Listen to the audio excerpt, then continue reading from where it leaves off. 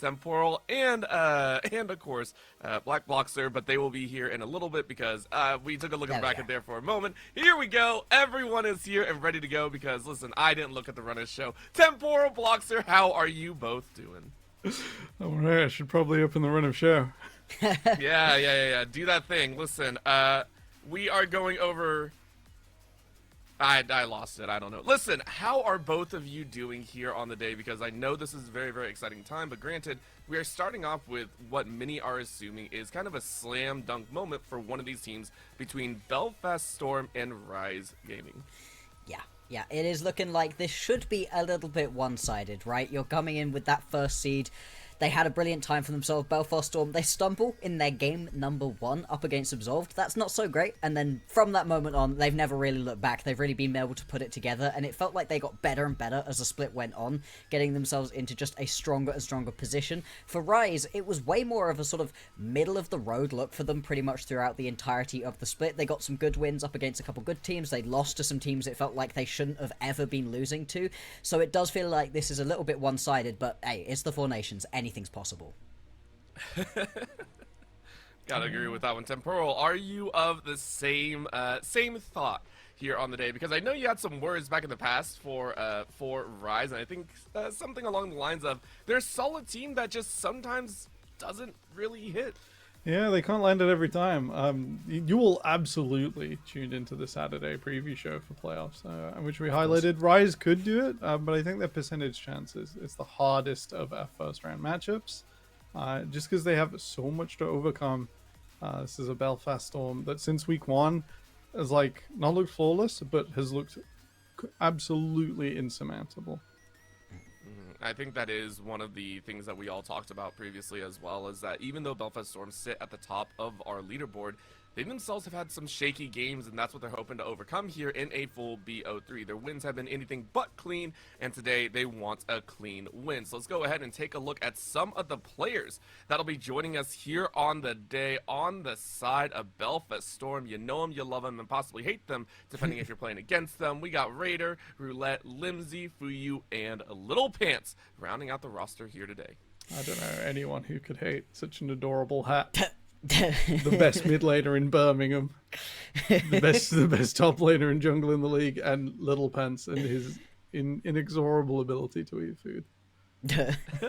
That picture gets me every time, man. I mean, why is it like that? It's crazy. But yeah, like you said, this roster have been so good this entire split long. Coming into the split, when people were doing the tier list, when we had that pre-split preview, Belfast Storm were put right up at the top for a reason, and when they lost to Absolved in this first matchup, everybody was really surprised. Absolved had come in from Division 2, they'd been one of our promotion teams, which is always exciting, and we've got a good history of Division 2 teams in the UKL being strong and being able to do well for themselves. Of course, Inkquick were able to get themselves to the finals in the split previous, so we were like, hang on, are we underestimating Division 2? Were we overestimating Belfast Storm?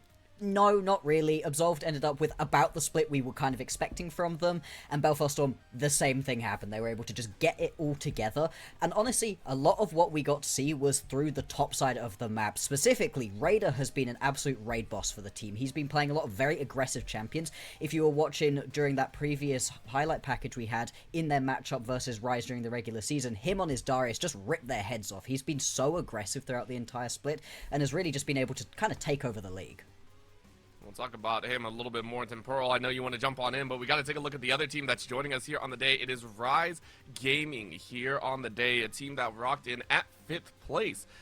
Kind of, I should say. It should actually be 4th, I want to say. My brain is a little Just bit about they fourth. were 4th. Yeah, 4th, there it is. Fourth. Listen, I know my numbers. I may be in the U.S., but our education system ain't that bad. We got Aniki, we got Tweak, we got BB Muffin, Sin, and Jamsu. Rocking out here, hoping to throw down an upset. Yeah, it's a team we know and love. I think last split, the glow up was really, really beautiful to sort of watch. There was an arc to it, and less of an arc this split, and more of like an up and down wave of static. It's like it's very hard to understand the performance of RIZE on any one day, because it is really gated by which version of them shows up. I think was Rob's biggest takeaway on the Saturday show. Yeah. And it's hard to tell. And we're going to have a fantastic mid lane set. Sin and Fuyu have been going at it in the bot lane for like more years than I can count on a hand now. These two have been like not necessarily direct rivals, but always in the same scene. I'm really excited to see it, but at the same time, it's hard to cut the cookie of Rise Gaming. It's a treat and a half though that we get them here. I mean, I personally am still impressed that they made it here into the 4th place position, and here is hoping that side of the coin will be good because Bloxer, you were mentioning him before, but Raider is going to be a threat in the top side, and it really does lean on Aniki to actually be able to hold him down or overcome him. And with stats like this, it's a little bit tough to see it, and to see Aniki as I don't want to say just a threat, but anything more than. Yeah, that's the thing, right? It's not like Anaki's had a particularly bad time of it throughout the regular season. He's been, I think, one of the more fun players to watch right here for RIZE. I've enjoyed a lot of the things that he's been doing, but he's not been that same level of carry that Raider has been able to be for his team. Raider has been playing incredibly aggressive champions. He's been all over things like the Jax and the Darius. Even, I think, pulled himself, what was it? Oh, he had something absolutely wild on the top lane. I can't quite remember what it was. The Kale, that was it. He had a Kale top game that was also an incredible performance. So he was just all over every single one of his matchups. And it's really tricky in the current meta when you've got yourself a little bit of a topside diff. And Anarchy needs to keep himself at least even during this matchup, if not get himself a little bit ahead, because the second that the top player does fall, in the way that the current meta is, it just breaks so much of the game open. You can end up with the Atakan up on the top side of the map, which makes it hard to play around with the Drakes. You can take all of those grubs early on, and it just stops a lot of what you're trying to do around things like Baron setup later on in the game as well. You cannot afford to have this top side completely fall, especially not when, honestly, looking at the overall look of RIZE, it feels like their bot lane hasn't been able to find these massive high-level performances that maybe people were expecting out of Sin and Jamsu. Those two really should be just taking over the league, but they haven't been able to in the same way, and so you need your top side to not fall too, otherwise you're kind of running out of lanes to try to play around. Temporal, would you agree on that one? Yeah, it's the formula we've set. I'm confident it's going to come true, but I'm like trying to think of the way around this for RIZE. It's going to be so difficult. Yeah. We've mentioned the top father, and he has the counterpick, the Kale for his own Darius, just like Voxer mentioned. They've already taken that first step, and when you do that, and you're a team that hasn't necessarily landed their first step all split, it's really hard to see where it's going to come from. I would sit there and posit the same. If we are going to see any sort of love, though, coming out of RIZE, and I want to take a look at some of the other lanes, because obviously Raider is going to be some trouble, where would you assume this kind of, this warrior performance is going to step up from? Because as we mentioned, RIZE, they've had some moments of glory, and it's come from a few other members, as well. Some of the other team members have had really nice pieces of the pie. Do we expect any other side of RIZE to be able to step up to the plate here and be able to play well, or is it fully on Anarchy? Is it really going to come down to this just pure topside matchup? I think there's a good chunk that is on Anarchy right here, but I would also very much like to highlight Tweak. I think Tweak's been having himself a pretty good split. I think that the current meta of champions really fits into his wheelhouse. He absolutely loves to be able to get quite aggressive with these skirmish-heavy champions. The Trundle, the Wukong, the Pantheon, those are all high-level picks in the meta at the moment, and things that he's especially good on. And when they've been able to pick up these big wins, it's because he's been able to get ahead, Anarchy's been able to put himself in a really good spot too, and then they're spreading the love throughout the rest of the map. Heavy ganking, getting involved, some tower dives as well, and yeah, it means sometimes BB Muffin and Sin, maybe they're not quite having the best time for themselves in the individual laning phases, but all of a sudden Tweak arrives, gets into the lane with a Grand Starfall from the Pantheon, gets them a couple of kills, now they're rolling and you can play from there. This team, when they've got themselves a lead, I think have looked really nice. It hasn't felt like they've been throwing too many big leads, so if they're going to be able to get themselves ahead and hold on to those victories, a lot of that is going to be on what Tweak can make happen during the early game. Even though Trundle is like tap down, shall we say, just a bit of a nerf. Both of these junglers have been going rabid for it all split. Yeah. And really want to troll. Really just want to get up in the front line and be an absolute menace. I think Bloxy, you changed my mind on this recently as well. I think Sin's had a pretty good split. I think you highlighted. Was that Friday night? What day is it? Hell, send hell. You were just like, we've not had any like moments where he's been caught up mid lane in recent memory that Yeah. sort of we have received and magnetized heavy critique in the past. It's been a pretty good split for Mr. Sim, and has often started to sort of inch out ahead of his bot lane opponents. And I'm excited to see if we can do the same. We've not seen huge shifts out of Fuyu and Little Pants either. Both are sort of the minor component to their mid jungles, or even top laner if you're on Belfast. But it's important not to drop the ball. It's important not to be vulnerable. And I think that will be tested today. Well, of course, if you're looking at the side of Belfast Storm, they have also opted to give themselves another leg up here. We have gotten confirmation that they have decided, as they are the higher seed, to actually start on the red side for the series. This is a BO3. Is, you know, I'm not gonna lie, my heart skipped a beat, Blockster. I was so scared you were like, no, they chose blue side. I just got another thing wrong on the list. But Belfast Storm, we are taking a look. They are on the red side. They are opting for that counter pick situation, hoping to give themselves a little bit of a further leg up, which I respect. I sit there, but this does give RIZE Gaming a little bit more info in the fact that if you can play your cards right, if you get the ban system right, hey, maybe you can come out with a power pick to start things off like you were talking about. Maybe that Wukong if you do have to dip into that pool a little bit faster to start off the series. Remember, we're in Fearless. Yes. I think getting blue one out here would be quite nice if you got an advanced plan. We'll have to see what RIZE have brought to the table, whether BB Muffin can meaningfully attack Limsey.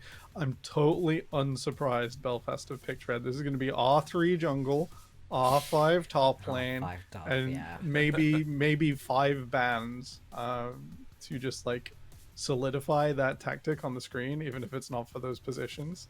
It's like, you wanna like pick BB Muffin's Annie and go 2v2 lane? I don't think so. Yeah, this is the thing, right? When me and Will, earlier today, doing a little bit of prep, having a look through everything that was going on for these teams, we needed something that we could say that was bad about Belfast Storm, because they've been really, really good recently. Maybe they've not been the cleanest wins, but they've been real solid overall, and there's only so many times we can say, hey, they lost in week 1, day 1, match 1 of the split. 5 weeks ago, there was 5 weeks ago, they were bad.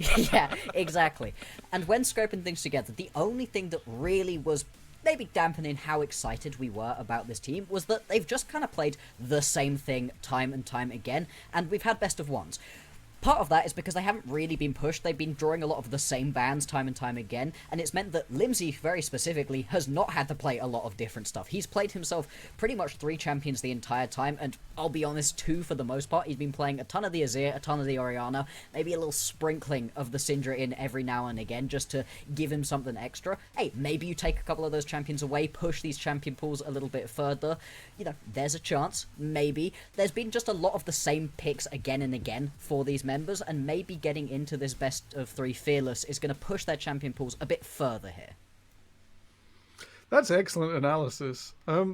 Orbital, have you just spotted the message I did in the League Ops and broadcast channel? I hope not. I hope not. I've been looking and I've been thinking. It's not going to make a difference, but it's some very interesting flavor we can pad this last 60 seconds with. Hold on. Go ahead and bring it up while I search through my 7,000 messages that I've received.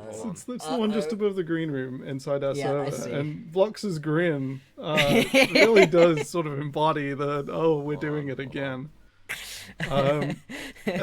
Roulette's power has been restored in some fashion, but with 1 hour to go before bracket round 1. Belfast's jungler, without electricity, an interesting time. Yeah. Thank you, a player who does not use Twitter very much, logging in and being like, hey, can someone call my manager?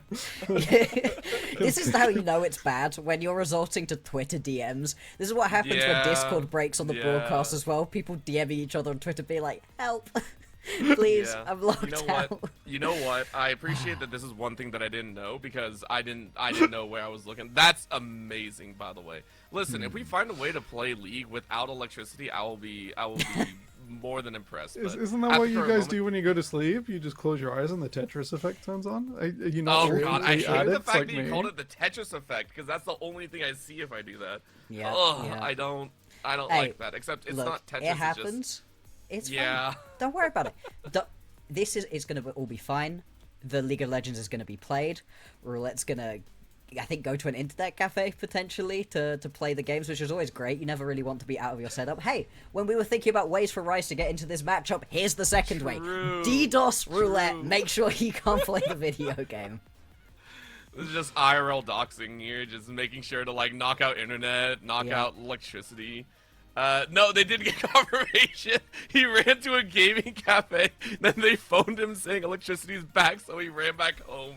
This man has done a marathon sprint. Aerobic activities before brain-intensive activities does boost performance. So, congratulations on your 10 higher APM roulette. Best make good use of it.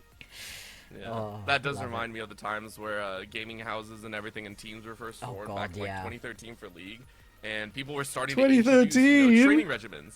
Yeah, team houses in 2010 here. It was a bad time.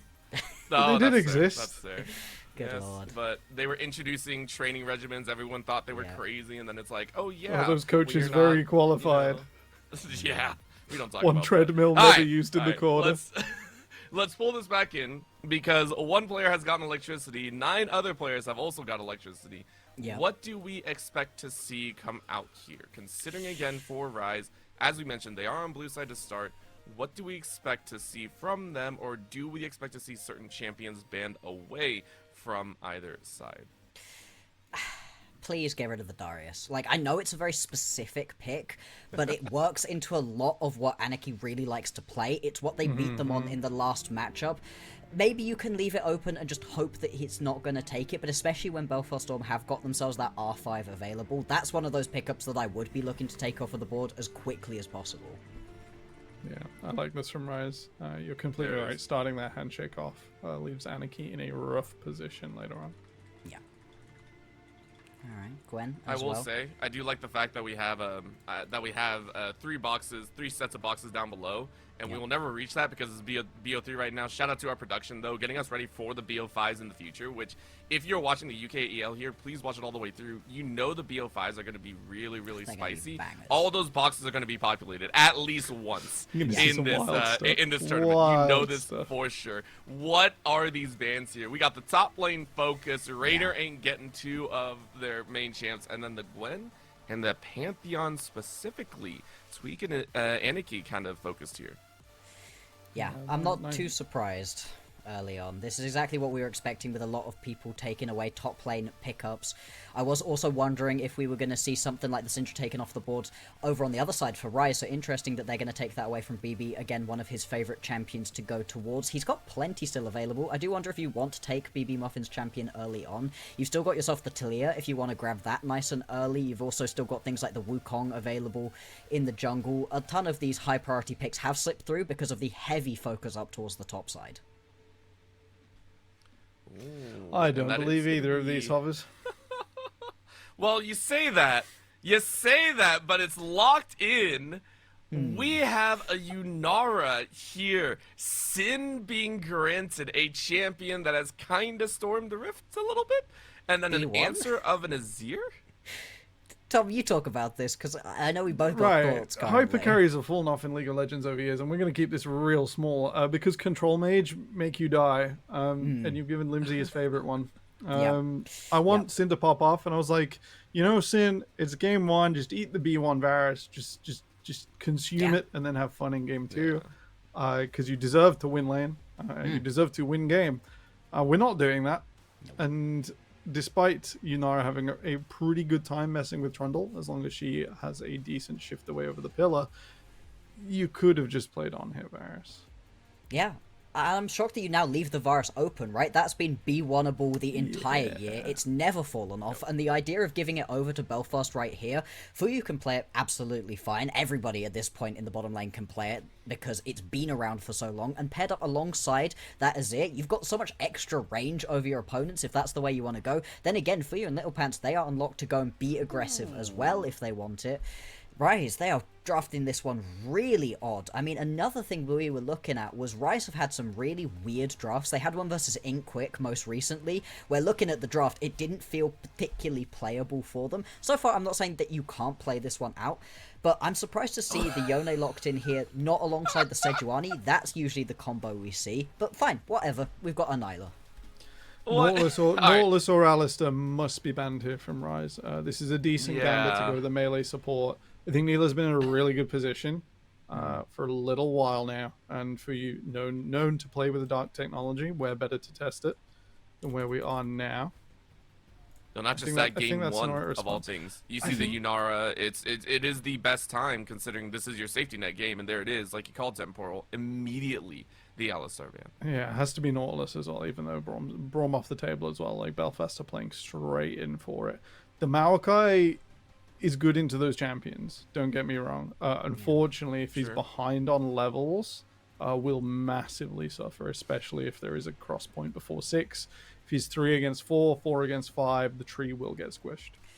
And it's also, are you now going to go towards something AP up in the top side of the map? The Rumble is still available if you want to do something like that, but with the Gwen off of the board, I don't really see that being the option. And in that case, you're going to need a little bit of AP somewhere. That's probably going to be Tweak's job here on the Maokai, and that just makes you so squishy in this matchup, which is a little bit worrying. We'll see, it is just going to be the Nautilus locked in, Nautilus alongside the Neela. This bot lane absolutely kicks the Yunara around, right? The Yunara gets completely shut down by the Neela in this situation. In the 2v2, you really don't get to play this one out. You're going to be waiting a very long time to try to get online. I think the Renata goes a ways towards fixing a lot of the problems for you once you get out of the laning phase. In the laning phase, I think you still get pushed around quite badly unless you can play this one very carefully. Once you get out of it, there are a lot of champions here on Belfast Storm that want to come jumping into you, so that hostile takeover is going to be really nice. It pairs up very well alongside that Maokai ulti. That being said, now you've got yourself 3 big ultis that you want to put down all at once, and you need to be careful to layer these correctly. If they're going one by one, it's going to be really rough. I do like the Rumble here. I think it stops the Maokai having to be AP. The Equalizer is going to be great. You've got 3 different ultis that can lock people down to get that Equalizer on top of them. But this composition is hella squishy right here for RIZE. I mean, this is a limit tester and a half, I feel, from RIZE. I mean, when we talked about the fact that they need something, it is going to be that limit being pressed. And Belfast Storm, they're still going pretty comfortable down the lanes. The only one that I think is really outside of that range is the Fuyu Little Pants at the bottom side, but it makes sense from what we saw for RIZE. But if this Mundo is locked in, all of a sudden that tank, no tank situation is going to be even further amplified now. And they do, so that's a front line for Belfast Storm. This is a rocking game number 1. And I gotta ask you both, what do we think of the compositions as a whole now? Whether on their own, or are we looking at them in a vacuum of each other, or what are we seeing here? Because these are some compositions. I think Rise Gaming have assembled the everyone push R, take out MVP, which is going to be Limsey or Fuyu this time around. And you know, you've got the Renata for when it starts to go wrong. It's really nice to sort of have that big layer cake. Nothing will survive it, not even the Dr. Mundo, if everything sort of lines up nicely. I'm a little bit worried that 2v2 falls apart really quickly against Trundle Azir. Absolutely will mean the Maokai is vulnerable at multiple stages. In a 2v2, he's going to have to W in, Q out, and just walk away, because he's got nothing else left in the tank.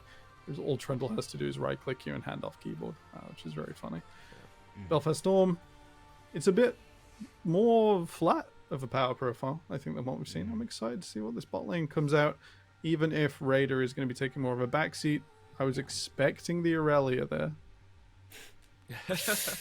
I'm glad that he didn't. You know, usually I'd be super excited for something very aggressive here out of Raider, but I think in game 1 of a best of series, you can afford to take this a little bit chiller. The Mundo has a really seriously horrible time during the early laning phases up against the Rumble. This should be Anarchy's lane to lose, certainly. Then again, you can end up with quite a heavy push in this matchup that opens you up to ganks from Roulette, so that could be a potential option for him to go to try to play around.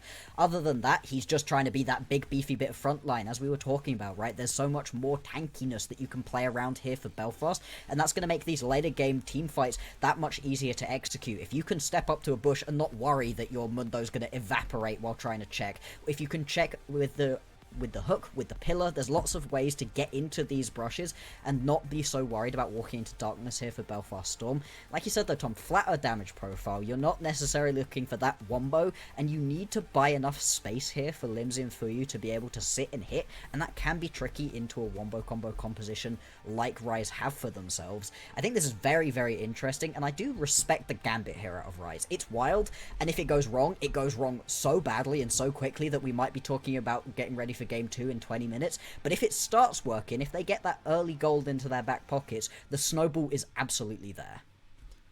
I'm just sort of going down the threat list. If Roulette has a good game, RIZE are in so much trouble. One of their carries can move through the pillar. Only one, and they have to ult to do it. Only Yunara can move away through it. That is painful. I think you could say that for just about everyone on Belfast Storm, though. You talk about the Emperor's Divide, you talk about, the hook coming out from Little Pants. There's so much denial that I do agree that just sitting there, the fact that Roulette even has a chance to be another threat, which is only secondary. If you take a look in there with the pillar, primarily it's just damage output. If Roulette gets a good game going, screw the pillar, you're not getting away from the Trundle at the end of the day. You will be stuck in the fighting pit. So I do agree with you, Temporal. There's just so much on Belfast Storm that even though we say it feels like they kind of gone a different way, maybe they've had, the Neela and the Nautilus are a little bit out there. No, it doesn't matter. It's Belfast Storm. Now the question is, because we know it's their bread and butter at this point, where do we see Belfast Storm slip up and give us a heart attack? At least a mini one. Where do we see them slip up for like a minute and then they recover and take the game? Like, where do we expect them to give us that almost movie-esque moment of like, there's some hope, and then it's dashed?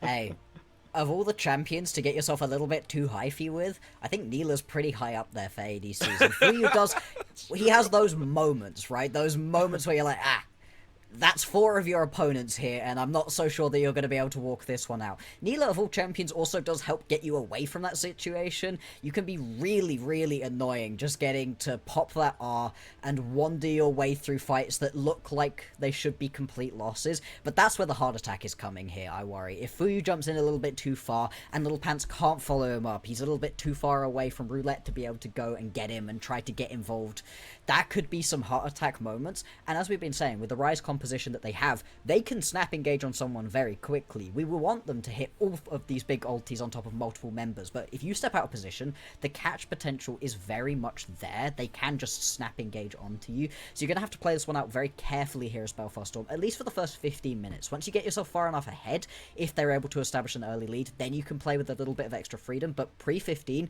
carefully, don't be trying to get overly aggressive and give that lead over to RIZE that they so desperately need. Temporal? It's going to be really difficult. I think you can dive top in this matchup, but whether Anarchy and Tweak have the stones to go and do it is another question. You sort of get one get out of jail free card as Mundo with your passive, and then after that you are pretty vulnerable, especially pre-level 6. Rumble can hold the wave nicely. There is opportunity there if you start to push an advantage. Otherwise, I think a lot rests on BB Muffin's shoulders. I know shock, horror, awe. I've said the words again. If that Yone is not absolutely pulverizing the side lane, you're going to end up in so much trouble trying to assemble this sort of 5 pieces of Exodia in a team fight. Chokes look great for RIZE Gaming. Gates around mid look great for RIZE Gaming, but they have to be able to corral their opponents there. Be it numbers disadvantage, be it someone stepping up to a wave. It's gonna be a careful art if they want to actually pick out multiple members of Belfast Storm, start to stack up dragons, and inspire the panic that only Absolved have seen Belfast Storm play out so far.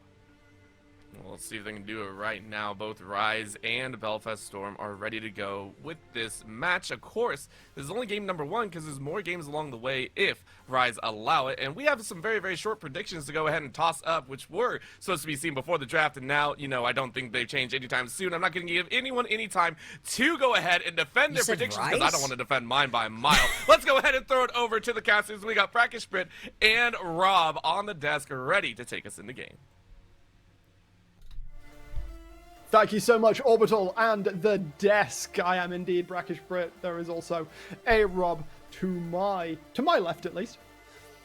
And we spent the entirety of that green room talking about Neela, pretty much, Rob, because not a champion you're going to see super often. But you said, like, you've done some digging, you've done some playing of Neela as well. Champ's borderline broken at the moment. I mean, it's not just at the moment. She's always been sat there as an opportunity sort of pick for some players who put the time in to learn her. I mean, I actually was sat in the Broad Discord the other day and watched for you playing a solo game of a solo queue game of Neela, and so has some time on that champion. It isn't just completely How out of did the blue. it go? Pretty well. Pretty much killed them at level 3. It was against the Yanara lane as well, funnily enough. And I think it is a good pick into Yanara where you have that Jubilant Veil able to block those auto attacks, which is so much of Yanara's damage, right? She's not going to get those extra crit damage off from a passive. She's not going to get her any of that Q damage off when she transcends for 15 seconds and becomes a godlike being. And overall as well, it's people also forget, I mean, we'll talk about this on the broadcast, she isn't just good into these auto attackers. Her W is an incredibly broken ability. She's able to block 25% of magic damage with it. It gives you at max rank 25% movement speed increase as well. And so it gives you a chance here against the Maokai and the Rumble to also block the kind of damage they're doing. I do like this pick. I like seeing it in comp. We haven't seen it very much, but when it does come up, it can be very, very strong in the right moments. And better yet, you walk through a teammate and you give them those benefits as well. Yeah. So... And you can dash the teammates. So you dash through your entire team with Jubilant Veil.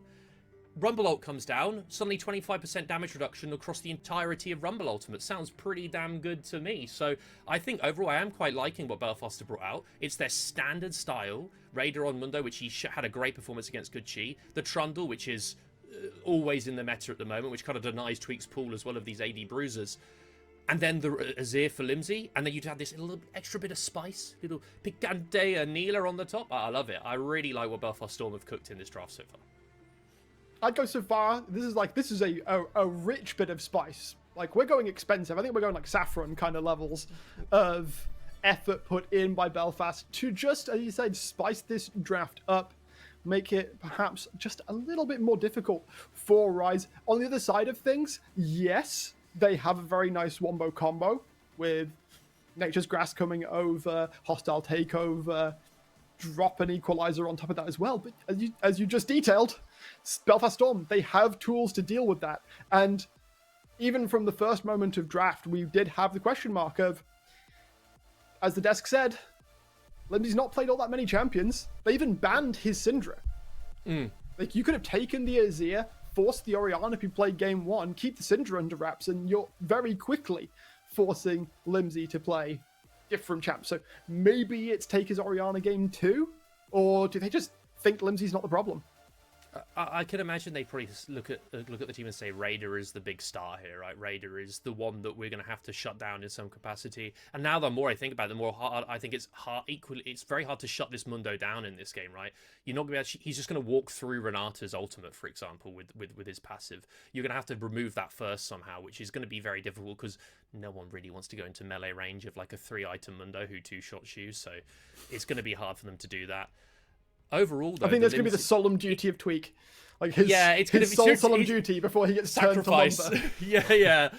yeah. Worthy sacrifice from Tweak trying to, do anything Nature's Grasp or whatever it may, twisted advance onto the Mundo and pray that you can get rid of that shield, that CC shield. But no, I think that overall, previous teams for Belfast have come across, not to being the Limsey show, but Limsey's been the star. On the previous Belfast iterations that have made progress in playoffs, the ones that, for example, knocked out the Broad and Friends back in the day, that was Limsey playing incredibly well. Came back in that split for, I believe, Vixen and looked very good. The previous split came in for Wicked and also looked pretty solid, did Limsey. And I think now when he's on a roster where he isn't the star, maybe teams focus towards those other players, because Limsey is a mage player, has maybe an Akali in his pocket, a Silas, but he is more of a mage player, and they say, well, you're just going to pick another mage, so really, what's the point?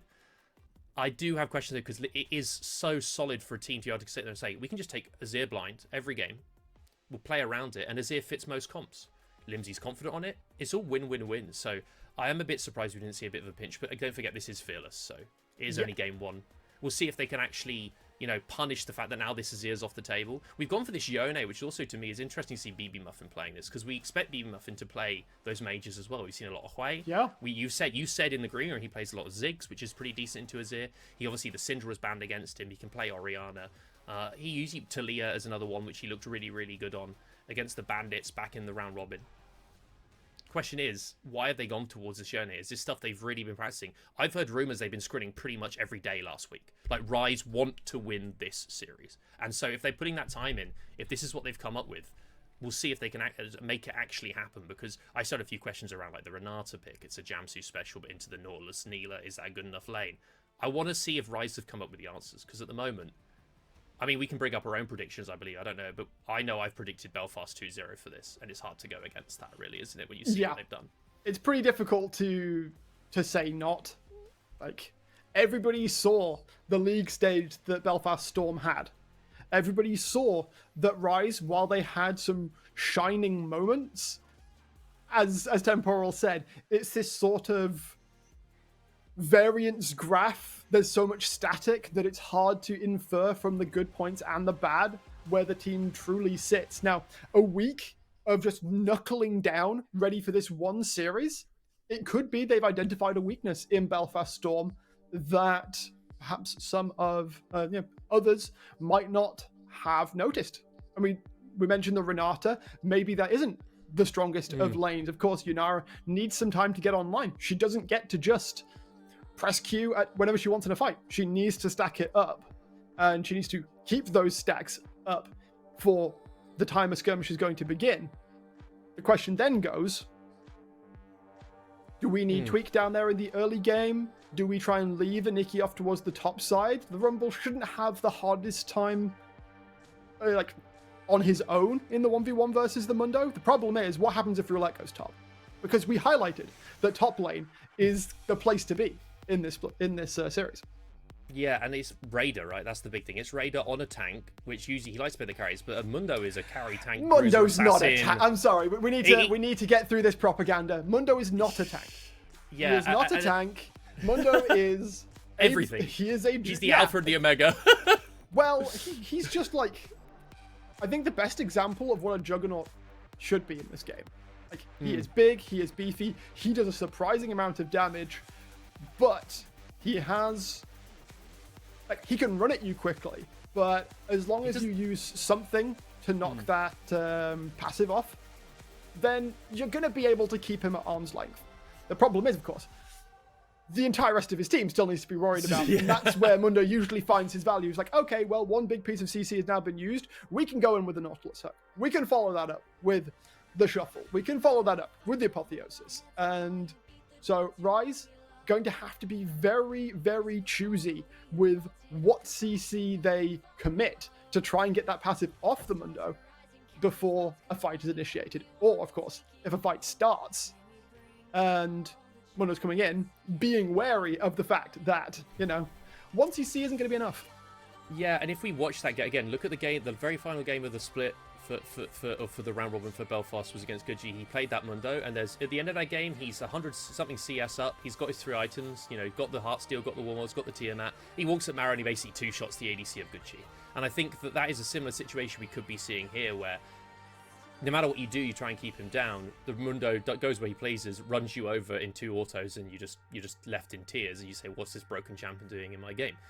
It is. It should be a fine lane for Aniki, but that max HP damage on the Flame Splitter isn't necessarily something that puts Mundo at bay once he gets onto those 2 items, right? Because once he gets the Warm Wheels plus a bit of HP, he can look for the trades, back off, heal back up, and Rumble doesn't have any innate sustain in his kit, right? He has a small shield, the scrap shield, that's it. So later into this game, expect to see Mundo being a lot stronger on sides, expect to see, Mundo be able to make some plays across the map. For me, as you said, RIZE is all about the bot lane. And the player I want to highlight here, which I don't know if I listened to the desk, I didn't see him highlight enough. I need to speak about Jamsu, because this is a player that either has really, really, really good games, or let's be honest, some pretty intentionally feeding performances. And he needs to step up in this series, because Aniki, I think, can stonewall Raider to some degree. Raider will probably get the better end of that matchup as the game goes on, but Aniki's a pretty good stonewalling top laner. Tweak is actually a very good jungler. I rate him pretty highly, and against Roulette, I could see there being chances for Tweak to do things. BB versus Limsey, absolutely fine. Sim versus Few, a tale old as time. But Jamsu needs to get out of Little Pants' shadow in this series, and he needs to step up on one of his signature picks, the Renata. I want to see Jamsu having had this week of practice where I know he doesn't play the most solo queue.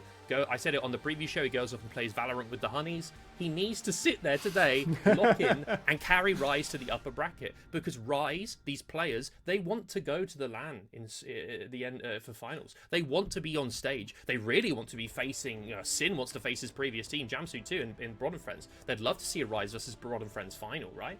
They need to step. This is the first step for them to even make that happen, because the lower bracket is going to be a very, very scary place to be. I think we can all agree on that one, because RIZE struggled against some of those teams that are in the lower bracket. They struggled against Gucci. They had a loss there. They didn't. They had a good game against Absolve, but they didn't have the best performances against Inkquick, who either Inkquick or Broad are going to be going down, and they'll have to face those if they can get those. So this is the first step for them to really make that push for finals, because that's where they want to be. Sin wants to be on stage. I know that for a fact.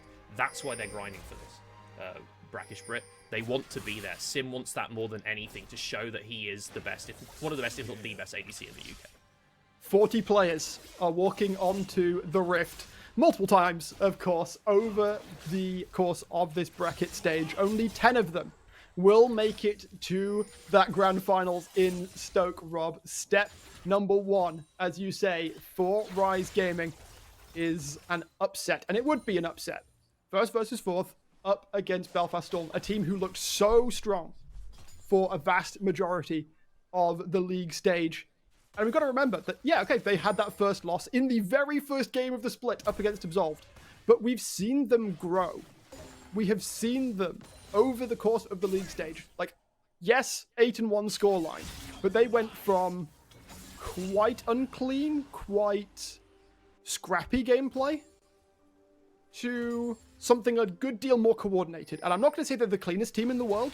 I don't think, like, even their best win hasn't been a complete stomp. There are some troubles along the way, as Fuyu experiencing a little bit of that. Level 2 hit first in the bot lane with a hook, lands onto Sin. Fuyu is too low, though, to do anything, so as signs go, RIZE starting the bot lane strongly. Yeah, and I would say that when it comes to, you say about cleanly, it's hard to talk about a team with Little Pants on it as being the cleanest. Sometimes Mitch, he has great performances, and sometimes he has a few, like the finals for the Sunshine Showdown, where maybe there was a few influences involved there, but he did not have the best performance. And I think that, again, Belfast Storm in that first game, we keep going back to it because it is the only loss they've had. A lot of that, I think, was hubris, weirdly enough. They picked a multiple carry composition, no one could get involved. We see another hook and bottom. He's very low still. Heal being used. They jump straight forward towards Jamsu. The flash is forced heal. Was used by Little Pants there. In fact, both summoners expended by Jamsu in that trade. Fuyu still below half health, of course. No potion to speak of. Tweak now level 4, making his way towards the bottom side. It has been opposite pathing for these junglers, so no contest for a first set of scuttles.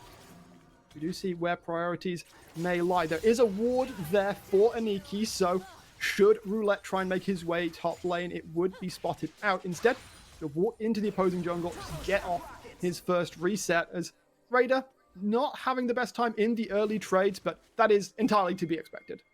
Exactly right. With that max HP damage, Rumble's early laning as well, just incredibly strong. I do want to say, I hope that RIZE there have the coordination to call out the fact that that scuttle was basically free for Tweak, and so Trundle must have been topside, right? Because Trundle would have been there at the same time as the Maokai would have been coming in. There would have been a little bit of a scuffle for that crab, so hopefully they've communicated that, and they now know that the reset must have been coming for the Trundle, and it must be coming back to bot lane. Let's hope that we don't see what often happens with the Sin Jamsu bot lane, where they slow push into the wave, the cover is now gone, Maokai is now going back to topside, and they end up being ganked on a really bad timer and losing an awful lot out. It looks like it's possibly happening here. I think it's been spotted out. Sin needs to make his way out, though the hook after the double flash still finds him. Mitch with the Nautilus teeing up Roulette for the first blood. And this is so common. I've watched enough games of these guys to see it happen where they get that cover to push the wave in. It doesn't quite move in. And then as a jungler, as Tweak, you say, well, come on, guys. I can't sit here forever and wait. I've got to go. And as you see here, it's a simple play. Sin also flashes. And that's first blood going over to in a straight line. To the jungler of Roulette as well. He potentially can carry on this Trundle the early game. Very, very good champ early on, as Jamsu's just here trying to not let this, trying to get a little bit of damage out for you, not let them push the wave all the way in, try and secure some CS for his ADC as no hook lands. Fuyu's very low, but I don't want to see Jamsu had go anything else. The Baylor! Oh my god! Jamsu! Okay. The Renata pull out in the 1v2. Fuyu does not respect the opposing supports. And that is a grey screen for him. He's coming back out of the base with only a pickaxe right now. He didn't even get an assist on the first blood. So actually, after He's not in that a great single spot. act from Jamsu, Sin is the one looking a little bit better. Sin is up a lot of CS. It kind of expected, but I think as well when it came to this early lane, the Neela and Neela and the Nautilus getting poked out level 1, it was a huge problem. Let's not forget you get that extra XP by playing Neela as well. You get a bit more XP for you and your duo partner, so they are going to be ahead in XP but down in gold in this situation when levels are worth a decent chunk, so kind of even at this point. But again, that's just Fuyu flashed in there. Let's not forget, Fuyu just flashed on top of Jamsu. So he could have easily flashed away and not given over that kill. He thought he could take it, completely forgot about the bailout. Not a great look coming out from the ADC of Belfast Storm there, but again, wave pushing into Sin. He's going to have to get something here for you. He's going to be calling Roulette down here. This is a potential scuffle. I favour the Belfast Storm 3v3. But Roulette is making his way forward. he is walking. Sin. Is Sweet leaving? He's not. He's staying. What's happening? Sin gets immediately hooked though, and the jump straight forwards. Roulette is here. There is a Tweak on the opposite side, but he's never going to get here in time. Jamsu is just going to be walked down. The tree can do nothing as the feat of warfare is secured by Belfast Storm. And the call was just too slow. Perhaps if Tweak gets in there, but a moment sooner, they can turn that one around. But it's Belfast Storm, like lightning, striking first. I do not like what we're seeing coming out of here at RIZE and how they've just played that. They should understand that Fuyu is feeling the pressure here. Belfast Storm also know that if they can get Neela off of the ground, this is a champion that is very, very strong in these skirmishes later in, heals her team up with the Apotheosis, has a lot of brawling potential against champions like the Yone, also has a great way of blocking the damage coming out of Yanara. So let's get this Neela into a good spot. So you should expect Roulette on that timer to be coming bot lane. And Tweak is just sat in Tribush. He's waiting. Roulette just walks straight past and they just get the hook and get the kill onto Sin and get the kill onto Jamsu. Huge mistake coming out from RIZE there. And it's a bit of a two-pronged mistake. It's not just Tweak's fault. It's not just the fault of the bot lane of RIZE. Both of them were just miscoordinated. And that's not a good look for a team that I've been saying. They've been practicing a lot. And they look so uncoordinated there, Brackish Brit. Not a fan. However, we're now seeing a lane swap coming through. They're saying, okay, bot lane, bit of a problem. We're now going to go up against Raider. Let's try and put this guy in the dirt a little bit, as everywhere else across the map, we are seeing, leads here in CS for RIZE, right? We're seeing a sort of a wave of CS, 7 CS lead in mid. We're seeing them getting grubs. We're seeing a little bit of CS lead in the top lane, about 10 CS or 9 CS in the bot lane. Overall, RIZE have got a bit of gold, but Belfast Storm, because of the kills, are in the gold league. Yep. Delayed trade coming through of those initial objectives, but Roulette making good use of that time, walking into the bot side jungle of Tweak, taking away those camps. Little Pants waiting off in the wings. They could attempt a dive here, and Iki, of course, does have the equalizer to just clear out the wave. There it is. It will be immediately used. Depth charge is committed. There is no wave to speak of here. The damage coming through, but the flash keeps him at arm's length. It's Roulette that takes the tower aggro, though. And Fuyu is able to pick up his first kill of the game. Honestly, just kudos for committing. As soon as the wave went down, in my head, it's just like, no, don't even bother. Don't even commit to this. It's a super clean dive, though, isn't it, really? They managed to get a lot there where they've been able to... Yes, Aniki clears away. They still go for it. It's good to see that confidence.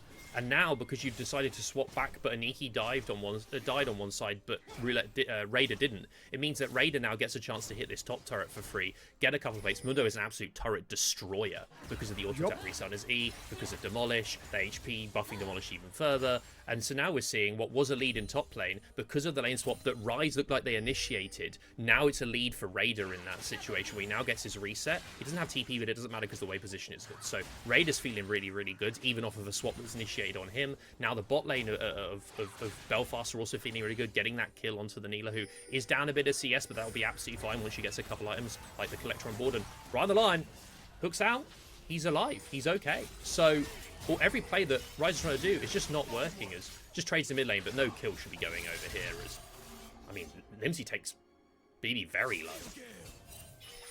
There's still an Emperor's Divide available, but both mid lane is in possession of their flashes, so not to say that's something Limsey would necessarily commit to. Nikki back in top lane. Of course, he lost a lot from that death. He's now behind in CS. He does have, of course, a death to his name. Gonna have to do a little bit of work to catch back up. We're still not at the point that Raider can just ignore Aniki in the lane, though. Like I said, that max health damage is still going to very much matter. Roulette making his way towards the bot side. Sin and Jamsu still pushing in this time. They show the respect despite Tweak being in the wings. Yeah, and they should understand that a lot of the once that sort of the mistake comes through where they give over those 2 kills, it now means the jungler's pathing is kind of mirrored. I want to bring up as well the invades from Roulette. Obviously earlier on, Tweak can't do a counter invade because he has had no knowledge of where Roulette potentially is. And if he doesn't know, he can't meet Roulette in a dark jungle, you know, full of terrors, because he will just lose that 1v1 against the Trundle because he's such a good 1v1ing champion. As we see here, I like this. I like seeing BB taking this gold. You're playing with a Maokai jungle, doesn't need that same thing. Already has the Liandry's online, doesn't need more camps. So taking that away, making sure that invades from the Trundle aren't as effective as well. So RIZE at least covering for their jungler in some way. And Roulette rather, he's back on bot lane. Through you straight forwards, depth charge running in. That's a fantastic handshake though. Out comes the hostile takeover. Jamsu is going to go down here. No amount of bailout will save him. A lot had to be committed in order for that to happen, though. Sin going to be able to absorb the wave. They decide against the dive. Again, another body falling. Roulette still flirting with the idea, actually. He's Sin thinking about it. Sin respecting. He's just going to leave. Now that he knows that everyone's gone, he can go and absorb the wave. And this is another thing that I think... I bring up the Renata pick before. I don't necessarily like it into stuff like Nautilus, who I feel can just look for a hook onto her. The other thing as well is that people think Trundle is simply an Unga Bunga go-in champ, and it kind of is. It kind of is an Unga Bunga run-in champ. But how you want to play it is often pillar, look to miss position carries, and then when you can eventually pounce as the Trundle to run them down, you do. And you can see there, once the pillar comes through, it's very, very hard for a champion like Renata to actually do anything. Either everyone she's ulting is going to die, or she's dead, right? There's no middle ground. There's no outplay, really, once the pillar comes through. So I do like that. As we see a 3-man mid. Limsey should be fine here, though, with Roulette and cover, and Brian the Lion. There is the jump forwards. The ultimate is doing its damage. Nature's Grasp comes out, but Limsey is beyond its reach. We'll try and put some damage down onto Little Pants, but he's going to have a hook up any second now. The Ignite is ticking. There is the last breath. Limsey gets caught by BB Muffin also, but it's just another body to the now unstoppable Roulette. 5-0 on the Trundle, and Nikki had to come down and commit the equalizer for that, so Raider is getting all the more free time top.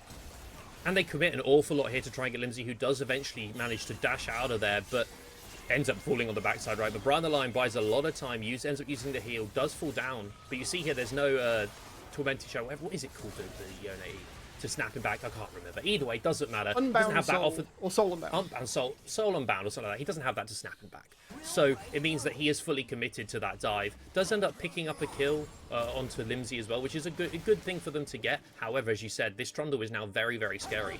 And Trundle, even a jungler, Raider. Wait a second, Raider. He is looking to turn this one around. Maximum dosage activated. Blunt force trauma will smack right through Aniki. Underestimating the healing, the turnaround, and oh look, Raider's basically back to full health. It's kind of the Mundo moment, and top turret will definitely fall off of this as well. So that will be the feats going over to the side of Belfast. Storm with that the first 3 kills as Yone's here, but I don't think you can actually take this easily and actually pick up the Mundo. I think the wave is just more valuable. I'm a bit surprised. Completed, he's full health. Yeah, I'm a bit surprised we haven't seen any anti-healing.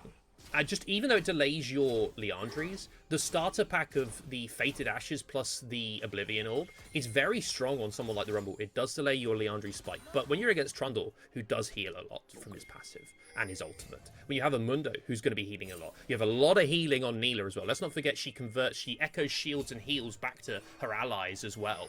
On her passive, she does everything pretty much if you actually read her kit. It means that without that anti-healing, you're having to get through an extra 1,000, 2,000, 3,000, 4,000 HP in a fight. It's going to be very difficult. Apotheosis healing in team fights is pretty damn nasty as well. BB Muffin trying to put some damage down onto Little Pants, but it's really nothing doing for the time being. Shelly has now come up. Neither team seems all that eager to take her this early on. As it stands, Rob, got about 2.5k gold lead for Belfast Storm.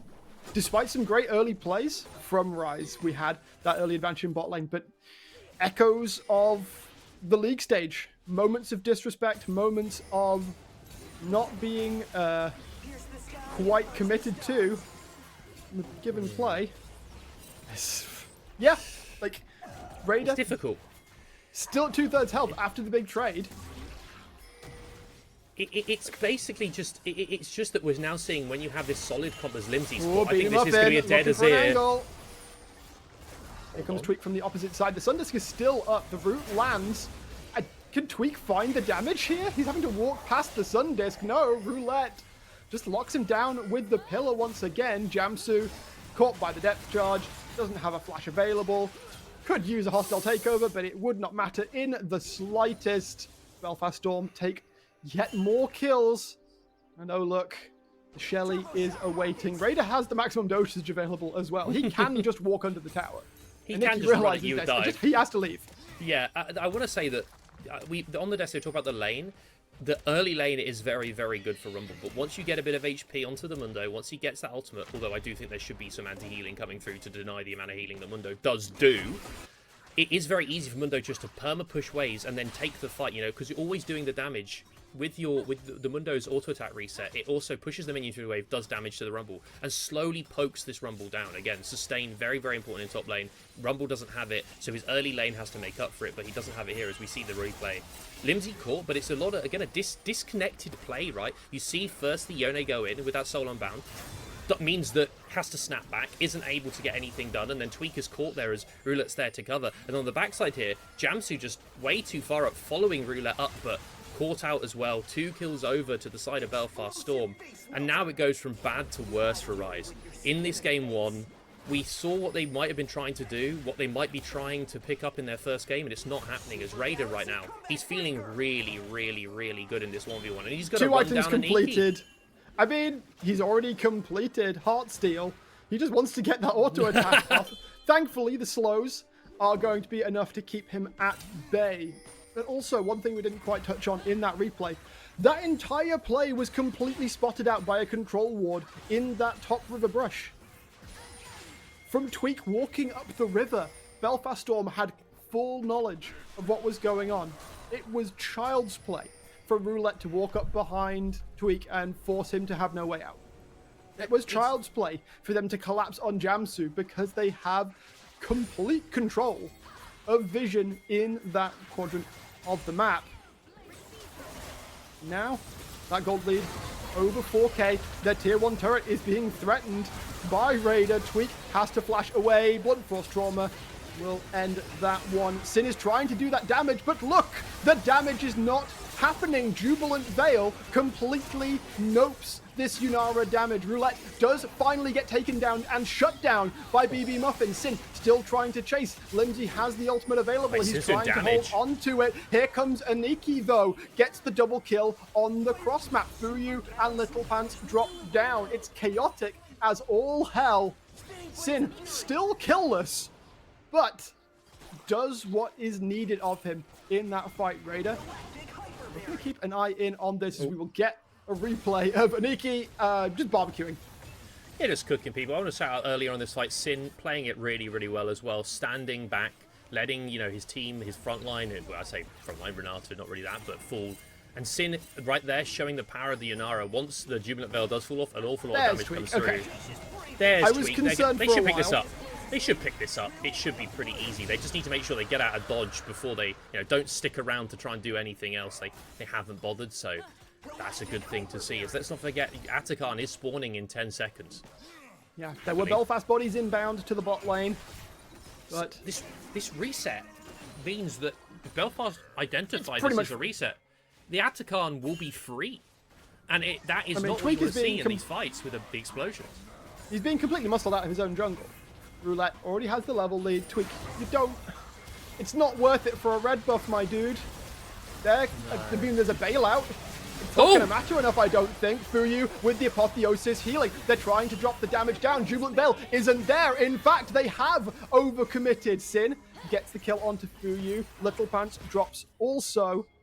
But Roulette is still the one peeling back. Tweak is dead. He can pretty much solo the Atacon if he feels like it. Limsy, you know, if he deigns to do so, can go and throw a couple of soldiers at it. It will still be an Atacon take for Belfast Storm.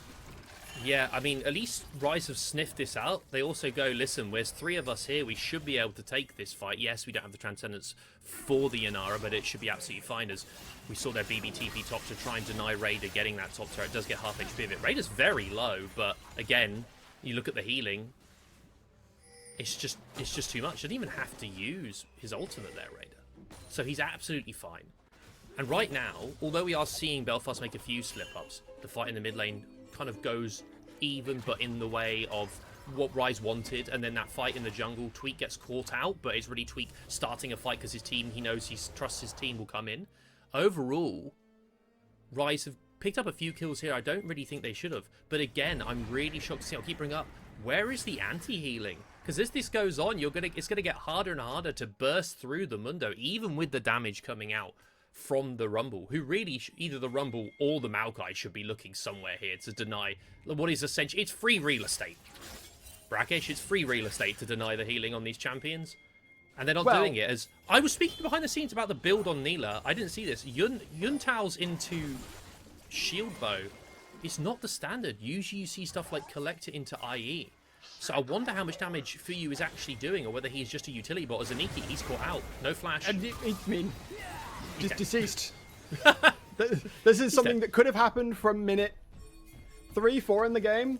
Like, what is a Rumble going to do without a flash when a pillar gets put up in front of it? There simply is nothing to be done. Jamsu and Sin are here to at least absorb the wave. But that inhibitor turret has already lost half its health. Raider is not an accessible target. Now, this will mean that RIZE are able to pick up the Atacon. That is not nothing. It's a pretty good trade, In the situation they currently find themselves, they've lost 2 tier 2 turrets, half the health off an inhibitor turret as well. If I'm not too old to remember this, inhibitor turrets do still regenerate health?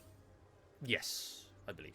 So it shouldn't be too bad. I mean, I do like taking the Atacon here because it gives you a chance. You look how close these fights are, how low a lot of them are. Before Aniki turned up to clean up the fight in the mid lane, 2 members were like 1 HP. So when you get that Atacon explosion, it can be very good at chaining those kills together. So I don't mind this trade, because also what you see when there's like this Trundle covering his lanes is playing in the pockets where you usually would be ungankable. You're now just ruined because the pillar ruins your pathing and you can't get out. So no matter what you do, whether there was a turret there or not in top lane, the only issue is the gold. It isn't about the map state, right? Because that top turret really isn't worth that much in terms of safe farming, because the Mundo and the Trundle can just dive you anyway. So overall, pretty happy they managed to answer there and get that Atacon. RIZE is still in this game. I don't think we should count them out. They are 4k gold down, but the gold that they have is on carries that can perform. It's on the Yone. Sin is on 2 items. I really, really wish that he manages to get this IE before the next big fight breaks out. That's more of a wish than a likelihood at this point, but we could start seeing a Yanara Yone kind of combination where the Yone initiates a fight with the Fate Sealed, and then Yanara is able to put all that damage on top, even with the Jubilant Veil coming down. If it's used too early, Sin can wait, then pop Transcendence, then run down the enemy team, and we kind of saw that again in the fight in mid. So, RIZE, look for Tweak to make the sacrifice play, to throw his life on the grenade, but then look for the Yanara, look for the Yone to follow up, because that's the only real way we're seeing RIZE do this, because at the moment, they're going to have to take team fights. Mundo's way too strong on sides. Bodies are converging on the mid lane right now. The wave control is actually just barely in the RIZE side. Dragon is very much under the control of Belfast Storm. Looks like it's just going to get rushed down, and seems much like RIZE. They want those big item spikes. They are not going to contest this Dragon. It's not sole point for Belfast Storm. It's now 2 for 2. So this is not some omen of doom. They could potentially give over another Drake, and they'd still be not giving soul. This soul is really bad, by the way, if Belfast Storm do get it. I'm just looking down the line of the champions that would get that Cloud Soul buff. It's kind of painful. Trundle getting even more movement speed. You know, Neela being able to stay on top. See, of even more when movement you speed. said bad, I thought you meant bad. I was like, hold on, Mundo running even faster, Trundle running even faster. No, it's so bad. Apotheosis? Sorry, I may have misspoke. It's so bad for RIZE. RIZE. It's really really awful if Belfast Storm could keep control of that objective. However, as you said, it's 2 for 2. So we're talking about a soul in what will be another like 9 minutes. And if it is at that 9-minute stage, you're then looking at, you know, Yanara having the items online, Yone items online, you know, the items online for the Rumble as well. So overall, the state of the game's fine. BB's got to be careful. He He doesn't doesn't have the know. fate sealed. Or it doesn't. It's really close to being up. 2 seconds? Somehow. It doesn't matter. You cannot be this far up into this top jungle duo. He didn't even flash. Like, he didn't even try to get out there. He tried to outplay it with his knock-up dash with the Fate Seal, and it doesn't happen. Luckily enough, it didn't go on cooldown, Brackish. So even though he pressed the key, he still has that Fate Seal for potential fight. But this Baron, It's just that's going. a problem. That's a problem because now Belfast will instigate their will on the map with this Baron very, very Now easily. this Mundo is already this scary. Look where is Mundo Belfast is. Storm in a very small area. TP coming through from the Mundo, as you say. Nature's Grasp throwing over the top.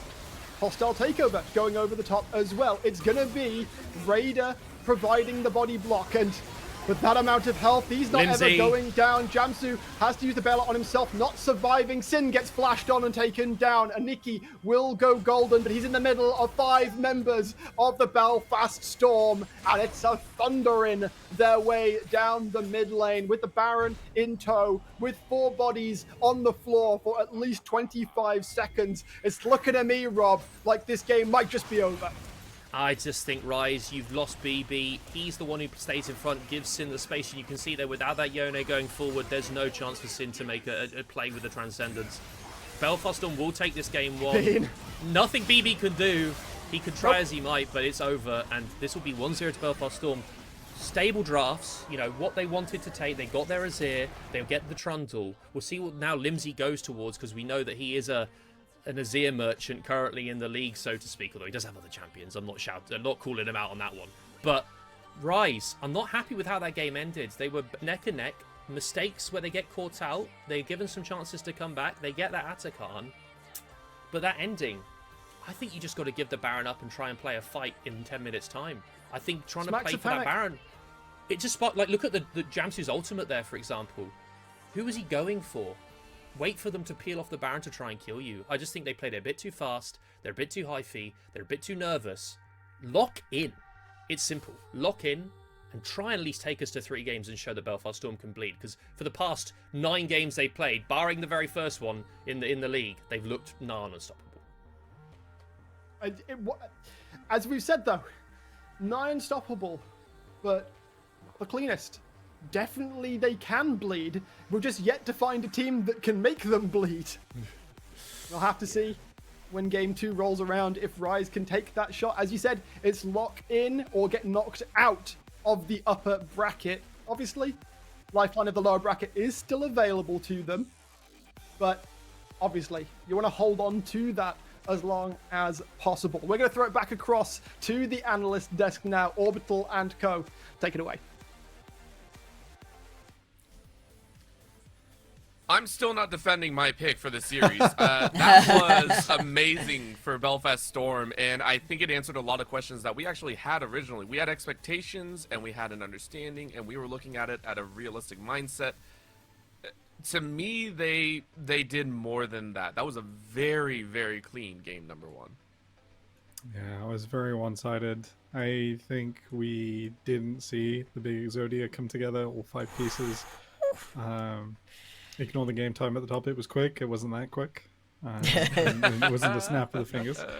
But there weren't that many moments for RIZE, and by far fewer where they looked like they could get out on top, where the bot lane that we'd highlight in draft weren't punished, and it started to slip away from them quite quickly. I mean, Blockster, there's only so much we can say about this one. You know, and it wasn't for lack of trying. I think there was something that was said by the casters as well. RIZE, they tried. Let's give them credit where credit is due. They tried to fight, but I mean, there were points where Belfast Storm quite literally handled the machinery, the controls, the gas pedal, the wheel, literally everything. Yeah, it was a little bit rough overall. Like you said, Tom, there were a couple moments early on where RIZE looked like maybe they're going to make this bot lane work for them in a bot lane that should not have been working for them. There should have been a heavy win for Belfast. There was a moment where Jamsu with the bailout manages to get the best of Fuyu, and it's very funny. It's quite an interesting moment, and it's the one that, you know, you want on your highlight reel as a support, but it didn't ultimately change the outcome of the game in any real way. Roulette was allowed to just play his game throughout the entirety, even though you get some of these big early plays for RIZE, it turns around very quickly and just becomes Belfast's game to play. You can see it here in this first replay that we've got, right? This is after you've had these good early moments out of RIZE. It just turns around and is so rough to play. Little Pants was really good on the Nautilus, hitting a ton of these hooks early on. Exactly what you want to be seeing from this bot lane. And it was him getting his ADC ahead, and then it was Roulette just playing across the whole rest of the map. It felt like he was pretty much free here on this Trundle to do whatever he wanted, get into whatever lane, and just run down the members of RIZE. I wanted to add on to that. That one clip, I think, tacked on about 3 or 4 other points that we had. Number 1, the inescapability from the pillar. Yeah. Number 2, that ability to just kind of get crushed underneath. And this fight as well was just a follow through of the encapsulation. Like, this was the big turning moment where we saw RIZE just like, there's not much you can do. I'm sorry, but this is the most brutal kick down the front door moment that I've ever seen in a game. Yeah, it was a bit rough for RIZE. They hold the position, and while BB Muffin is doing a ton of damage, it's not enough to stabilize the front line. No. Anarchy comes across. At least it's something. I think is this also the fight where we get a flashy moment in the mid tower if we continue it all the way? No, we don't. Yone's passed. No, it was the secondary of, again, RIZE is trying. I think those 2 moments kind of help out in that. I know we talked about the fact that Belfast Storm won, but it wasn't for want of trying. RIZE, that was like the singular fight where we saw them go from like 0-3 in tower loss to a 3-3. They were able to get something out of it. They were trying. Here's the issue. Just trying in a tournament format will not get you far. So Temporal, I gotta put it to you before we go to a break. Where do RIZE go from here? Obviously, this was Fearless. They tried something crazy. Exodia didn't work. All Exodia pieces are in the water. Yugi has to go swim for him. What are we looking at for game number 2? I think I wanted cheese in game 1, right? I alluded to, if RIZE are taking this seriously, you've come in with some crazy plan. Maybe we ban 5 tops, maybe 3 tops, 2 junglers. Maybe we force Belfast so far out of comfort that we can try and spin an edge. We saw Ivan bans to stop Roulette going back onto that. He's had his frontline game now. The Trundle is Fearless banned. If we're taking that back, if we're starting to pair back champions from the strongest 2 players consistently on Belfast, I really want to see something crazy. I want to see a Camille game in a favorable setup. Engineering that incredibly difficult. I'm not sure, but I want to see something a little bit more special and a little less cookie cutter with a side of my bot lane won't win. Bloxer, anything to add? Yeah, I mean, it's going to be really, really tough to be able to turn this one back around. With Fearless, you've now lost a ton of that highest priority, and it's going to be very interesting to see what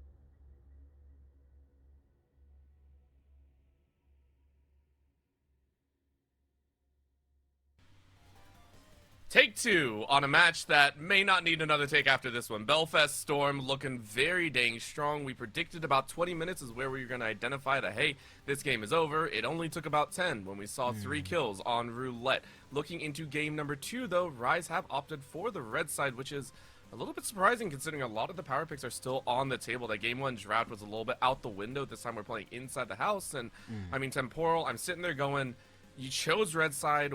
Why choose red side when things like the Varus, like this, like the Wukong, like the Xin Zhao are currently on the table as powerful first picks if you so wish? It's taking the R5 potential away. I think Belfast didn't even have to go as deep as the R3, R5 defended, which should be their default setup with a team like this, with this configuration. They took Mundo R5. Like, they were not pushed at all. Yeah, it's not serious, is it? Trundle R2 after the Yunara blue one is just like, the AD carry will not be walking away from Trundle. This is a good start. This is good. This is okay. So taking that away from I them sat there and was depressed. taking Yeah, R5 away will be nice. All right. I can agree with that one. Blockster, what do you think? Is this the right move? Because I know you had some strong words about the draft in game number 1 for RIZE, and like there were some statements being made. Yeah, I just was not a massive fan of picking up the Yunara first pick. I don't hate the Yunara, right? It's not as strong as a bunch of the other ADCs, but B1, my lord, right? This is getting towards the points of egregious that we saw in the last split where people were B1ing the MF and then doing a surprise face when the enemy team took a bunch of stuff that stopped it. Oh no, they've picked Brom Jin. How wow, could I have who seen could have this seen that coming? This was not quite that level, but it was getting close. I think taking yourself red side, as Tom was saying, it takes away that counter pick from Raider, and also you clearly didn't use that first pick, that B1, that effectively in the first round anyway, so fine, whatever, get yourself that counter, change it up a little bit. I'm not too mad about them having made this move, but you're absolutely right, Orbital. You've still left a ton of the strongest stuff up and available right here. We're going to keep talking about it. We have to. The Varus, incredibly strong, very easy to be able to be one. I wonder if Belfast decided to take it when RIZE didn't. Let's just, Well, they might. you know, we've invited, that's the way, right? We've invited Neela bans from, like, everyone who's scared of that in the next round. We'll see how Rod and InQuick, like, behave with the champion that was released a little bit more recently. I love the Ziggs answer. It's really nice, and the attack on the J4. But Belfast don't have to give away the source here. We were talking about the Wukong pregame. Bloxy, you were like, yeah, that's a blue oneable, big blue pick. Belfast leaning towards it in a really good setup. This almost feels like a game 1 style draft to me. Like, you take a look so far, and obviously the Vi swap off from the Wukong, it's still okay. Vi still has a lot of potential, and it feels like, you know, you already saw the J4. If you lose here, if Belfast Storm lose, they could just go blue side again and then go for the Wukong if they wish. But the pick style that they're bringing to the table, the Ahri matches very, very well. RIZE are going for what I'd lovingly refer to my favorite ever TFT comp right now with the J4 and the Ziggs. If anyone plays TFT right now, go cruise and strategist all day long. But you're looking at a match here at the very end. I'm curious what you're going to go for the R3. As we talked about, this is why RIZE chose red side. R3, R5, you better have some good picks. Now, I was thinking maybe you want to pick yourself up the Orianna right here, but this is something we've only just gotten back for ourselves. We had the Mel out for a while, it was all bugged on the previous patch. Now that we've got it back, I think a lot of compositions that we ended up watching whilst it was taken off of the board across the board could have really benefited from a Mel. That Mel, I expect that to be into the mid lane. That should be a Ziggs down in the bottom side of the map for Sin. And I think that the Mel is real strong. Into the Ahri, you're not really looking to be able to just fully take over this lane. The lane should be relatively even. It's once we get into the later stages, the amount of damage available to you now in these tight corridors, anytime people get caught within that Cataclysm from Tweak as well, you can just blow them up, and the Mel just gets better and better the later into the game you get. There's already some decent stuff to be able to reflect. You can reflect a ton of great things. The Charm specifically, always going to be nice to be able to push back. I like this Mel pickup, and at least so far in this first round of picks, I like what RIZE have grabbed for themselves a heck of a lot more, but that's not to say that we don't like what Belfast Storm have already. They've got themselves a great pick composition, and it works super well at level 6. You can just start playing the game as soon as that level 6 ticks. Go get them. I'd actually say they can start playing a little bit earlier, right? If you get a good Yeah, Vi potentially. engagement, you can already lay down the damage. We've seen Varus's do very, very well. But the heavy focus on the top side is what's really bringing to my attention. That is now a grand total of 6 bans headed up towards that top side. Both Raider and Anarchy are not going to enjoy what champions they go ahead and select. Granted, that's actually 7. I forgot about the Gwen earlier. So Yeah, there is just so much sent to the top side. 9 champions not allowed because you look at the Rumble and that Mundo, which now means both RIZE and Belfast Storm. I wonder if our eyes are going to be drawn away from that top side now. Now you're just saying, well, there's not so much that we can play. We're going to roll it. 2 champions that were banned out earlier, though. It is the Rel and the Alistar to now make it to the battlefield. All right. Not surprised with engaged supports from these 2 teams. I'm slightly surprised, and it's only slightly, that we're going to need big AD threats in the top side. We got Raider, who's of course going to pick a big AD threat. Anarchy kind of has to match. Your carries are Mel and Ziggs, and you have Armor Shred present on your team. It's time to do some carrying. I can almost smell. Can you smell what the lizard is cooking? Renekton R5, perhaps. I think It's Shen banned, would Tom. be Not what decent. is He's taken it off banned of the board. They recognized it. Right, They this see it. ridiculous golden microphone is in the way. Not Sion. Oh no! Anarchy, you're no Raider. You can't pick a tank into a big duelist and think you're going to win there. That is a selection at the end of the day. In a vacuum, RIZE have a very nice front to back with no AD on their side. They've just got But, mages. It's just mages firing over the top of Rel. She's gonna be out there like support gold. Like, I've got Yeah. no health bar. Save me, Yeah. team. Yeah. If this is Depression. full lethality Sion and it gets a lead, this is the biggest brain move. Otherwise, Please. ooh, Please ouch, roll that. ouch. This is gonna hurt. All right, Blockster, what you thinking? What you thinking about this All one? right, we're gonna take some copium because we want a game 3. Get in Everybody it. wants to be going to a game 3. Right. This RIZE composition. What you need to do, everybody, is you need to take a piece of paper and put it over the left-hand side of your screen. Ignore what Belfast have picked for themselves and just think about RIZE in and of itself. Because in and of itself, I like what you've got. This is a kind of classic wombo combo composition. You put somebody in the baby cage, maybe you get them there because Jamsu's able to get a big magnet storm off, maybe you get that nice ulti out of Anarchy as well, then you baby cage them, and now you can just put BB Muffin and Sim all your damage down onto these carries. They all die immediately, and this is really great. The thing that is a little bit worrying about that is in terms of champions you can actually keep caged, it's kind of just Fuyu, right? Fuyu is going to be under a lot of threat in this game. Everybody else has some form of tool to be able to get themselves out of a lot of that aggression. But if it happens, right, and this is the joys of these big wombo compositions, you only need it to happen once or twice where everything lands all at once perfectly, and then, hey, we're moving on. We're going to get a game number 3. I think it's real rough, as Tom has laid out perfectly, right? There's a lot of different ways in which this composition doesn't work super well into your opponents, but hey, I like the picks at least. I think these picks work well on these players too. There's a chance. It's not completely won during the draft phase. Did you see the expert analysis out of one of our casters, Bloxer? I think it will rather align with your thinking. Let's see this. Hang on. Oh no! We're not even talking about that. We're gonna move right on away from that. We're gonna move right on away from that one. We'll let Rob talk about it if he so wishes, because we got our casters on standby for what could be a very quick 2-0 series, or we're pushing to a game number 3. Brackish Brit, Rob, please take it away. Enlighten us, Rob. What were you thinking? What was your grand strategy? What were you not entirely happy with out of that RIZE draft?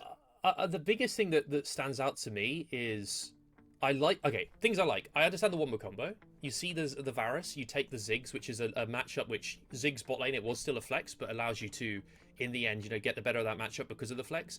BB Muffin has a really good Mel, no longer disabled in the UKL, was disabled for a number of weeks, so now coming back, it is a pretty good champion for BB Muffin, has played it a lot. I like these things.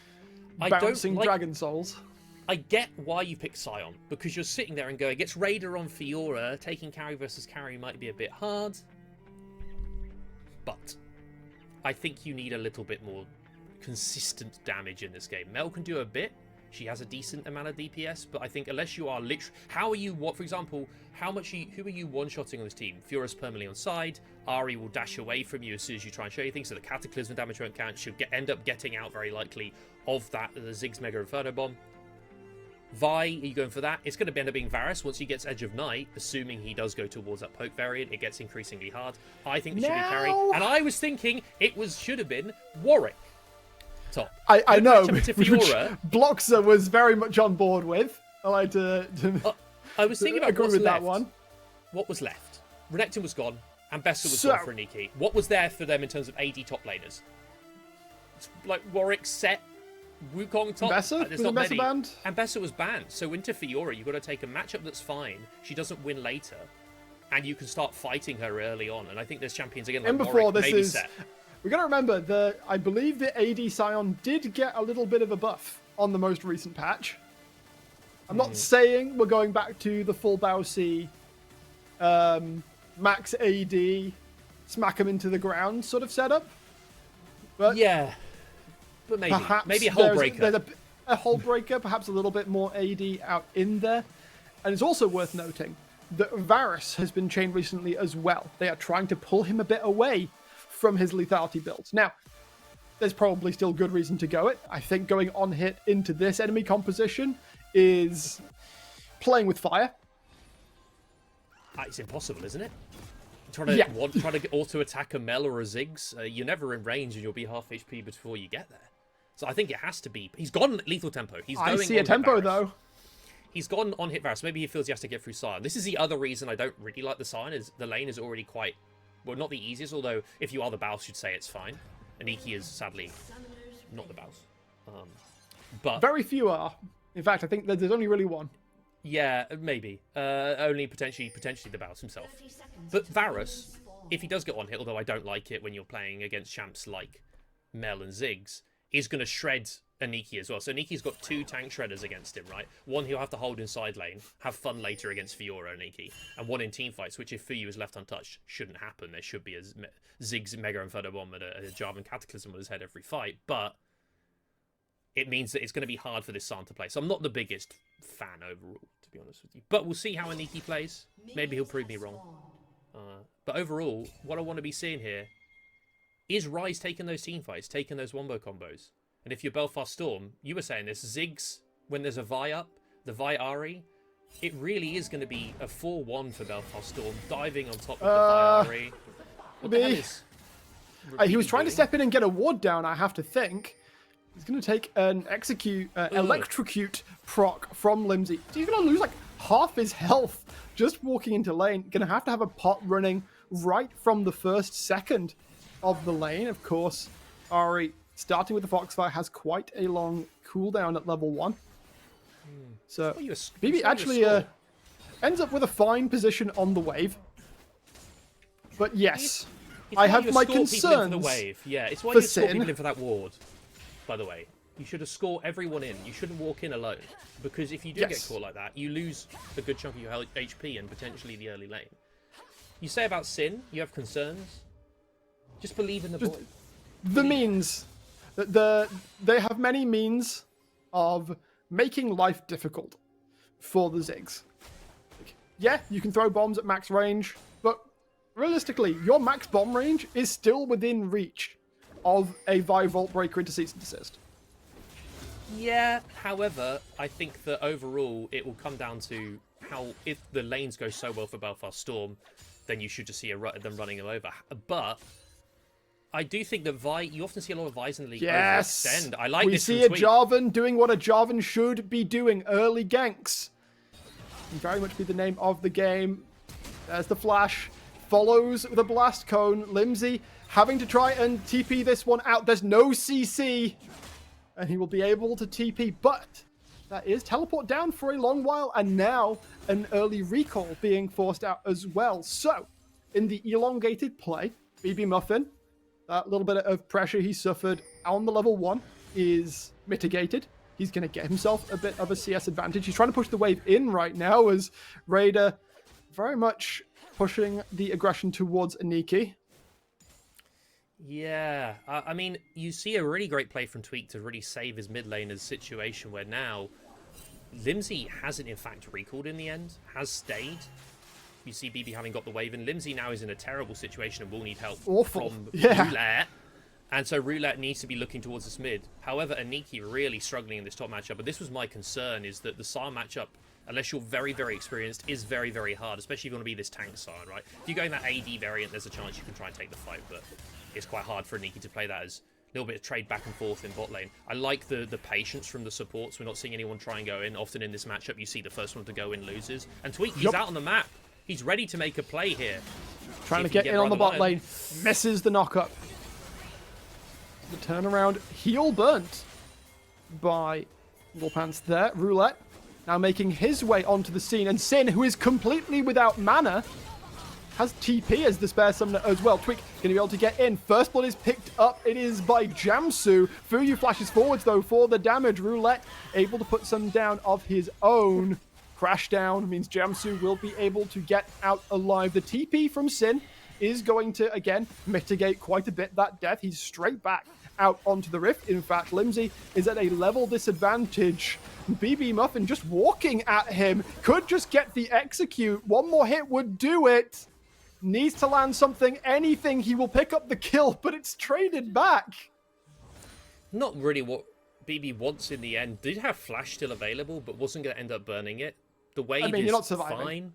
You're not surviving, exactly. But the wave is fine. But shows the strength of this matchup for the Mel, who is one of BB Muffin's better champions. Hasn't been able to play it because of the bugs that were on it that meant it was disabled for a number of weeks. Good to see him coming back and playing it now when it's available. Just want to talk about that bot lane a little bit. You see there the mistake that Sinajamsu is so common for. Tweak was around this time, but you put that 5 seconds later, Tweak's already gone, recalled, or back in his jungle, right? And that means that you see again Sin Jamsu playing it, overstaying on the map a little bit. Jamsu, though, is in a bad position. Aftershock been procced. That's a fairly rare occurrence, actually. Of course, we see so many unsealed spellbooks and the like in this day and age. Jamsu just going for the Aftershock here. We're going to spot a Roulette. Little Pants is out onto the rift as well. Hex Flash charge. They're trying to chase this one in. Jamsu is caught. The crash down gets interrupted also. And again, Belfast Storm are the first to 3 kills. Feat of Strength, or Feat of Warfare rather, secured. I'm interested in the fact that Sin's left lane. I suppose you have to respect the fact that Little Pants could be back at any time. And you have no flash. If he catches you mid-satchel, you are.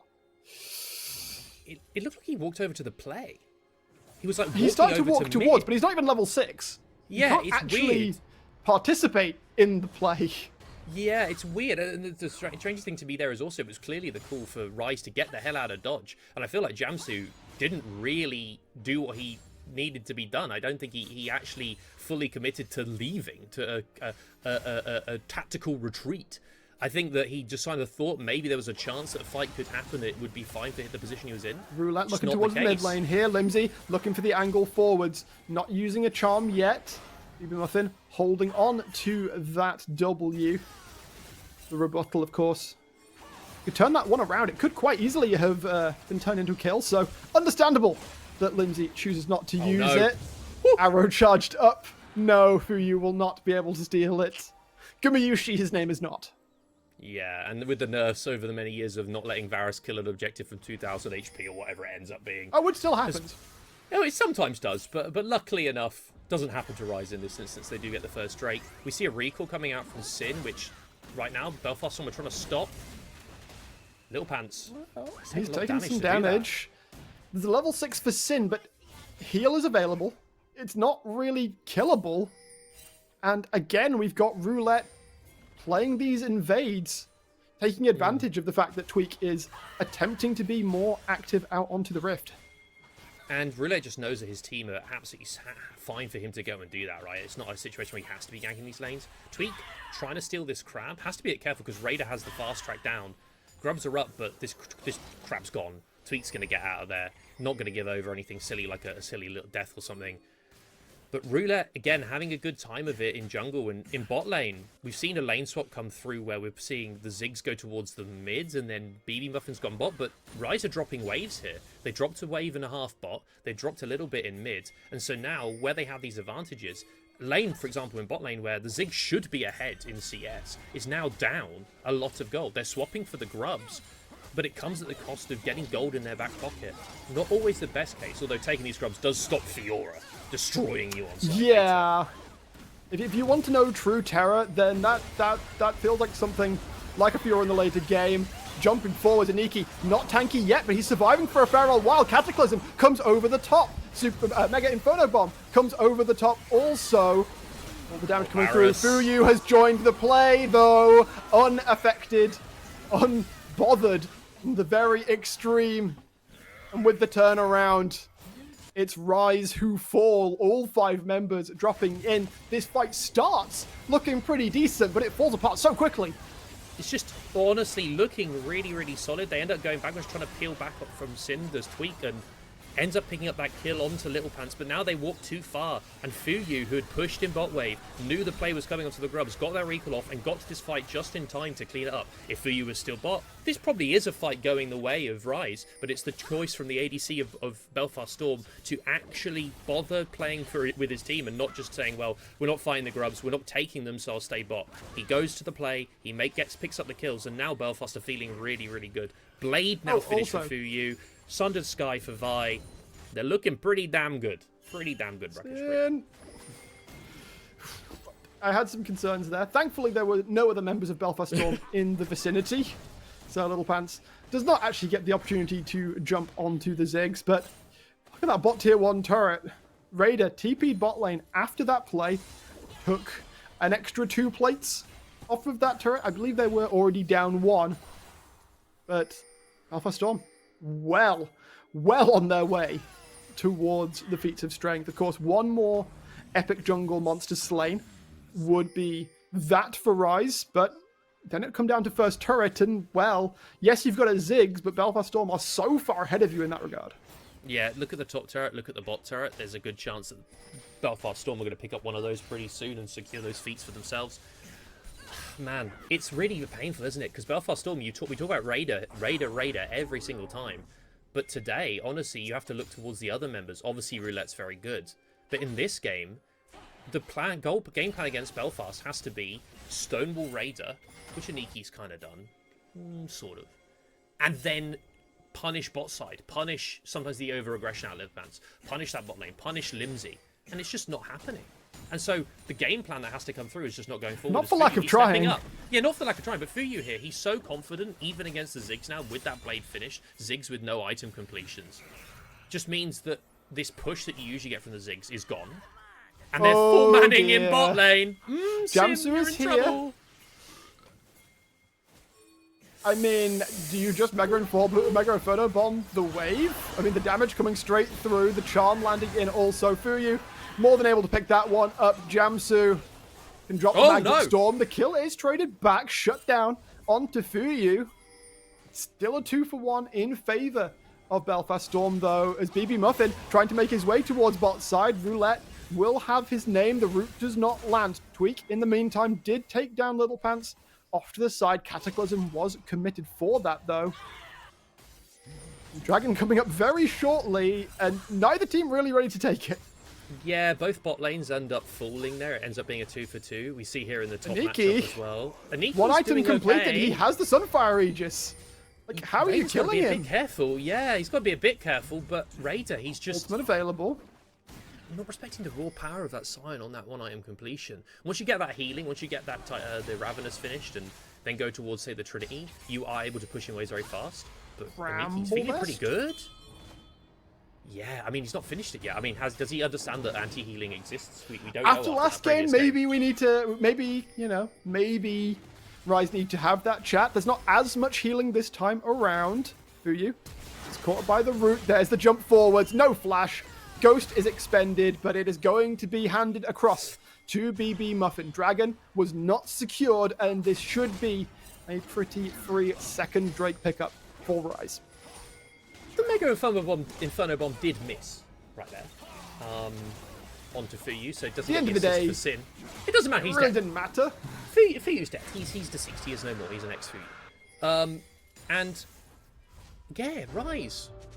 Not the greatest early game. Honestly, that fight around the grubs, playing too far into a collapsing Varus, not the best.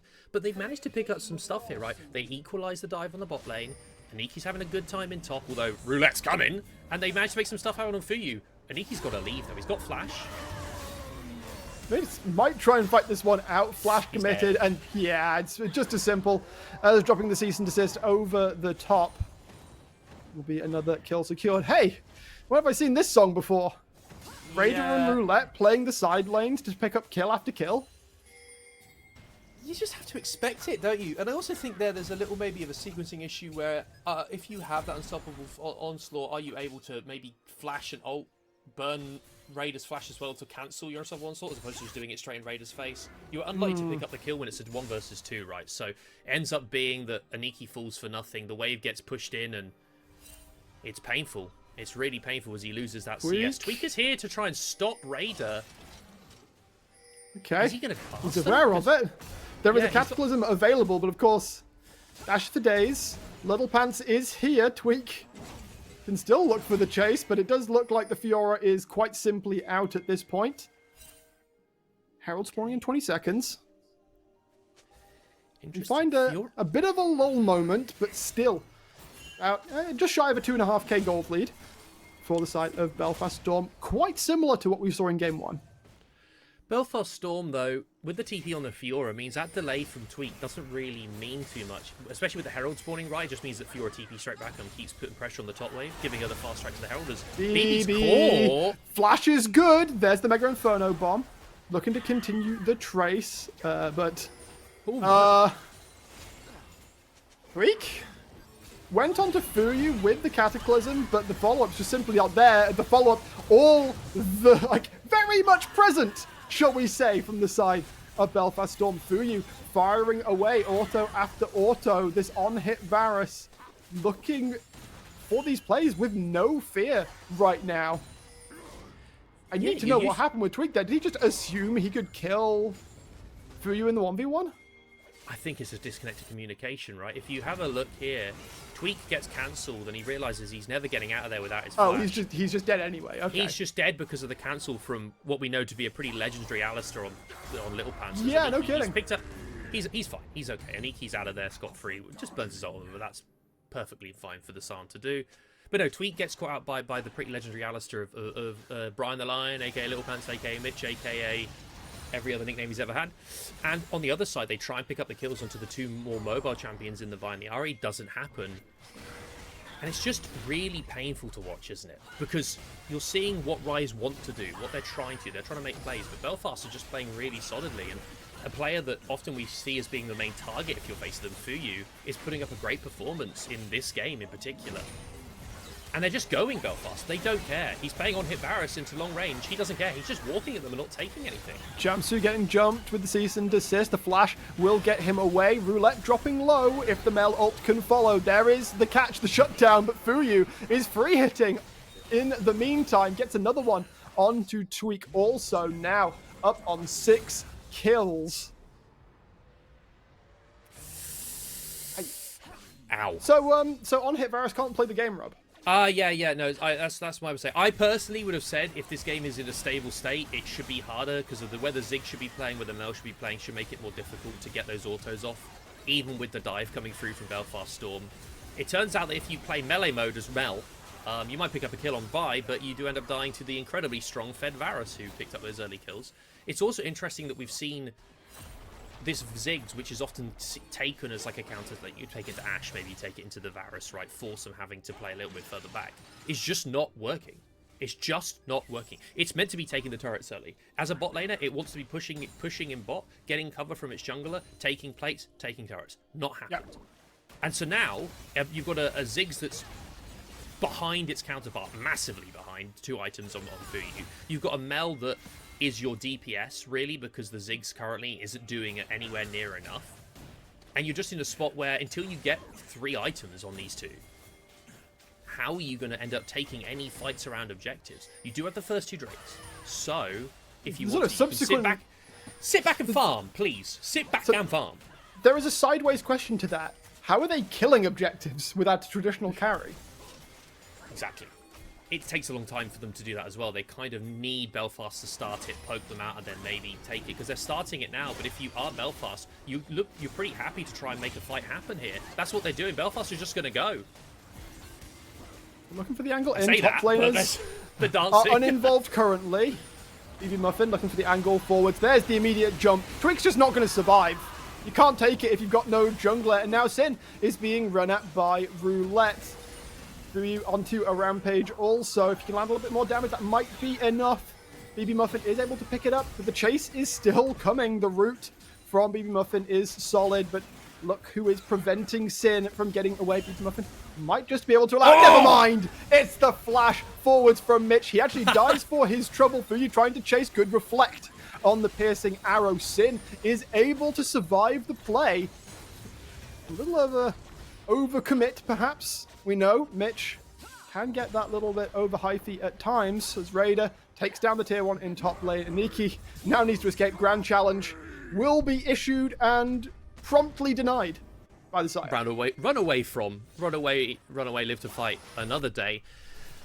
Again, Belfast here, they recognise Tweak is very squishy, gone for the Eclipse build. Therefore, just jump on his head and kill him. And he's a great target because he's also much more consistent initiation than maybe the Rel ends up being in this game. So Tweak's gone, you get rid of the jungler, you can get the dragon if you want to, you end up being able to, take the fight later, you don't have that Ziggs combo onto Fuyu, who can now just seemingly free hit, but again, at the end of that, Little Pants overcommits. The combo was really nice, really clean, just a little bit too aggressive. And ends up being that RIZE, they feel not great about that, but they did pick up a couple of kills on the backside, which I think is more than what they could have hoped for when their jungler falls straight away at Drake. And they're going again here, Belfast. Hey, look. Going straight in on to BB Muffin. Tweak drops in short order as well. This is just a slaughter. There is no shelter. There is no tree line. There is no structure in sight for RIZE to shelter from this storm, from this typhoon that is washing over them. Holding dear, perhaps, the power that was shown by the Neela of Fuyu in game number 1. Gold continues to cascade upwards. Little Pants use the Herald to put some damage down onto the tier 2 in top lane.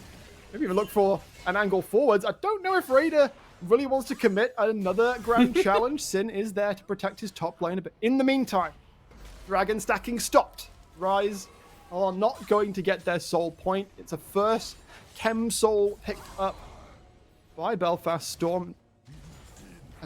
Well, there's a bunch of RIZE members top. They can't get Raider, it seems, but even with the reset, they don't have Atakan damage, do they? They don't have a consistent damage again, dealer. how does this team take these objectives? Like, you know what, this composition, I would have liked this composition if this was in quick, because you know what would have been the R5? Something crazy. Any Vayne. It would have been anything. Curb's Vayne. It would have been Curb's Vayne. 100 times out of 100. Something. Curb on I have no something idea. like a Quinn. Hang on. How is the Vayne Fiora matchup? That actually sounds awful. But I can imagine he'd bring out something that would really complement the comp. But either way, Fuyu's jumped on. Fuyu getting jumped. There He's is dead. the damage. You can kill him. He can bleed. But the rest of the team is there. Tweak dropping. It takes a moment to get him, though. Roulette has to flash away. A moment of respite, perhaps. Try and push in, get their first tower of the game. Lindsay coming in, though. Engage attempted, but not found by Little Pants. All we need is a satchel. All we need is a satchel. There it is. First tower secured. And no, dead. bye, Lindsay. That great reflect from BB Muffin. It lands the charm onto Aniki, Lindsay able to defend his tower. Needs to get the catch, though. He's got no ultimate. Raider trying to get away. The healing is so much. One final swing. It's not a decimating smash. It is a light breeze. But it's enough to kill Raider. Look, Raider, he had a chance of trying to get out. And I think he ended up deciding, hey, I'm going to ego you on this Fiora, which is kind of what he did in the very first game of the split where he played against Dognappy. And he tries to go to get those vitals, to get the healing, and then to try and turn the 1v1 back around again. And Aniki simply says, thank you for the shutdown gold. So there has been a few kills, a few decent kills coming through for RIZE. But, again, I think it's just Belfast where we talk about Raider so much that now look at where all the assists, all the kill participation is on. It's everyone else. So this plan of shut down Raider, stonewall him, hasn't worked because we've made mistakes elsewhere. And I think that's where now, going to the future when we analyse facing Belfast Storm, it isn't just about stonewalling Raider. It isn't just about not letting him get those leads, not letting him run away on a side lane. They're going for Fuyu I've again. seen this one! Flash is available this time, though. Tweak not going to survive, I don't think. That said, he actually makes it away. Roulette using the cease and desist. They're still trying to find the kill onto Tweak. He's not able to do it. BB Muffin is all the way out on his lonesome, though. Raider trying to join in. Double kill has been picked up as the ground challenge is issued onto Jamsu, but he is making the space. It's a triple kill for Sin's Ziggs. Raider now in a 1v4 needs to get away. Fuyu far too low to be able to influence the play. And what did I just watch, Rob? RIZE come out on top. We've seen this one before of them getting caught in this situation, and Tweak, he's happy to pull the trigger. He doesn't care about his KDA, he cares about winning this damn game. And he goes in, so does Jamsu. Fuyu's free hitting, but it ends up not being enough to really do that much damage. As you see RIZE, they generally regroup. BB's caught out a little bit. But then, Sin on this Ziggs, I really want to shout out this satchel. If you get it here on the clip over the wall, this is a really nice satchel to take himself out of dodge, because Raider's not really a threat at the moment, because Raider isn't going to turn back onto the Ziggs when everyone else is around him. He's going to try and get that first kill onto Jamsu, which is really nice from Sin to actually get himself away from Lindsay, not risk getting charmed or taken down. Sin plays that incredibly well on the Ziggs, ends up picking up 3 kills for himself, and RIZE, they're back, baby. It's only 500 gold difference, and they still have this combo. And when you're playing a Varus that doesn't have Edge of Night, doesn't have that safety of range as much, because again, don't forget the nerfs that came through were to his long range abilities, were on the AD scalings, making that lethality build a lot worse, means that Fuyu is always at threat from the Jarvan combo, and for once we have a jungler in the league that doesn't mind about his KDA. Muffin, no. He should be fine. Challenge. Not issued. It's going to be okay. He should be We're okay. looking. This isn't Tryndamere or anything. He's not going to run you forever, because once that Q doesn't land, you don't have enough mobility on the Fiora without the lunge. So he's all right. He's all right. There's a bramble. There's a Thornmail. I forgot to shout it out. They built Yes. Bramble Vest it. He did it. has been there for a little while. Raider is standing around a little bit. There's not all that much he can do. Tier 2 in bot lane will finally get taken down. Of course, Raider was the one who put it solo. Sin, though, you cannot be there, my boy. And have I seen this before? Roulette in a solo laner working to find picks on the side lane? It's so strange to me that no team has honestly recognized that it's pretty simple League of Legends. Limsey is playing very aggressive, taking that turret, and then after the turret walks forward. He's got to have cover. He might feel confident about dashing away or with the as the dragon is taken, with the Spirit Rush. But Roulette, when he's playing this Vi and this Trundle, which is another shout out to him, because he could have gone into this split playing carries, because he's, TCL level, he's so good. He plays Evelyn, he played that Viego in that first game, didn't go so well, but he could have just played carries the entire split, said that's what I want to do. He's come in, he's played the J4s, the Vi's, he's played the Trundles, he's played what's meta, he's played what's strong, he's played what his team needs, and in the case here, he's playing how his team needs him to play. He's just covering lanes. He's not sat there with crazy CS numbers, although they are still pretty good. He's just there to make sure that any 1v1 becomes a 1v2 in favor of Belfast Storm. And it's been so good to watch him, especially in this series, just in this series so far, as we've seen this play before. If Fuyu steps into that slot again, I'm going to be very mad at him, because this is the 3rd time's the charm that Belfast win the fight off of that. I'm not too sure, but right now RIZE, they're hovering around this Baron, just making sure it's Baron and Atacon on the same side of the map, so realistically, whichever team taketh the team fight will just take us the win with those 2 objectives, potentially going down one after the other. Depends on the conditions of the individual fight, I've got to imagine. But waves being pushed. Top laners currently in bot lane, fighting over what CS there is to take. Raider, of course, 2 items now picked up, but with that Thornmail, it's not quite so simple. Raider might actually be in some trouble. Issues the grand challenge more for the movement speed than anything else, but he is not getting out. Aniki, when you take 40% of that healing away from the Fiora, she's so much more killable. Tweak is again just looking for the EQR angle onto Fuyu. He has his flash now available, though. He might just die before he can do anything, as is the case with Aniki. He has to flash out. Roulette is trying to get away. He will be able to survive for now. There is the ultimate out from BB Muffin. Fuyu drops. Limsey on the run. He's got Spirit Rush ticking, though. Will be safe enough. Great. What is it with these fights here where it's this exact spot on the Rift Rob where RIZE just wins? I really like RIZE's call there. They send the two people with teleport, and I understand they burnt both of them just to get a fight win, but they stop the pressure from Raider happening while the rest of Belfast are playing on the map. They then double TP in and they just take the fight. And Tweak, I just want to say, I low-key think he could get a Zhonya's this game. I low-key think just Zhonya's across the board for the jungler, the mid, and the ADC, or the bot laner, I should say, of RIZE would mean that this sort of diving style that they keep going for Belfast won't work. But yeah, really well played. And don't forget, Cataclysm wasn't even used there. Tweak just died. He just died basically straight up, and that was still RIZE coming together and winning the fight. Yeah, exactly. Really, what does really that say about the current state of the game? It's hard here for Belfast because they're having to rely on Raider side laning.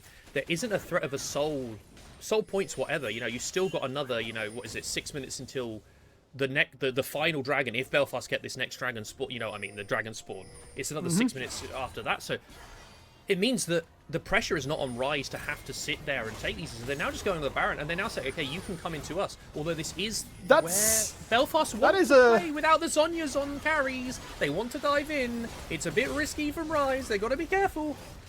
They're still committing to this. Baby Muffin is fighting with Raider in the bot side of the map. There is a TP available from both of those members. And Iki just going to die, though. They're trying to initiate the wombo combo. Roulette going towards the backline. They are trying to get Sin down. Fuyu is indeed free hitting.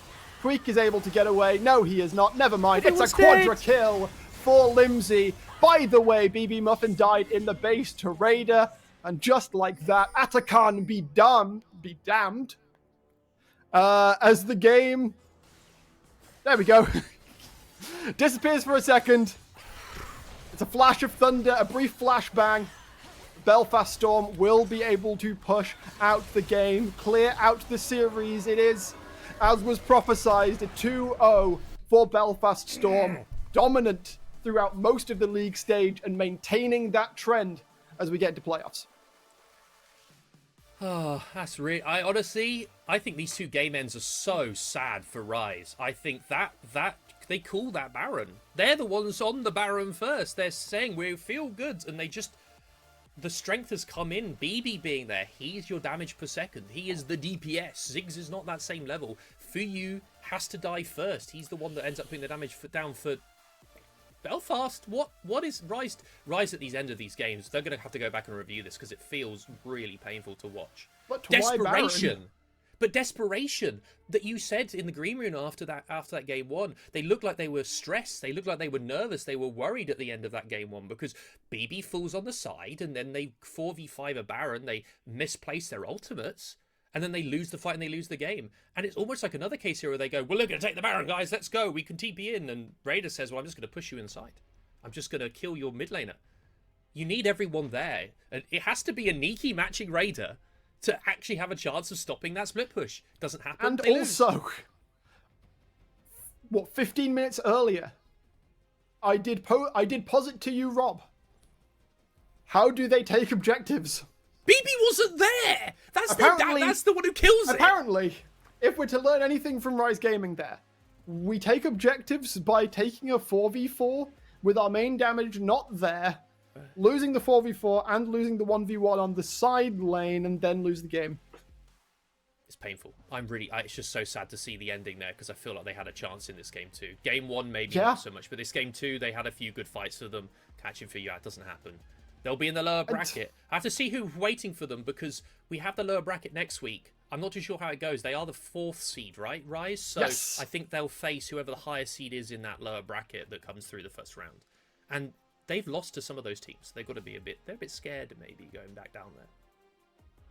Lots of practice came through, but it seems that some of the things that have somewhat plagued RIZE throughout the league stage popping their head up again. 2 games that ended from one big decision. Contest a Baron, start a Baron.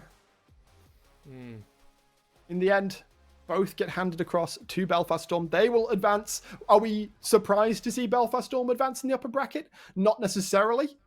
No. We will have to see on Thursday, of course, who will be their opponents in the upper bracket, I believe. Yes. We have a second one coming Yes. up. Before we talk ourselves into a hole, or rather I talk myself into a hole, we'll just let Orbital and Co. tell you how it is. We'll leave it to them. Let me go ahead and just dig myself a black hole at that point, because I'm about to, with how that game freaking ended. Why, bro? Why is it always at these points? Man, I had RIZE down for game number 3. I'm going to throw something. We came so close, and yet Belfast Storm still walk away, not saying they don't deserve it, but these stat lines, I think, kind of limit our field of vision with how close this game actually was.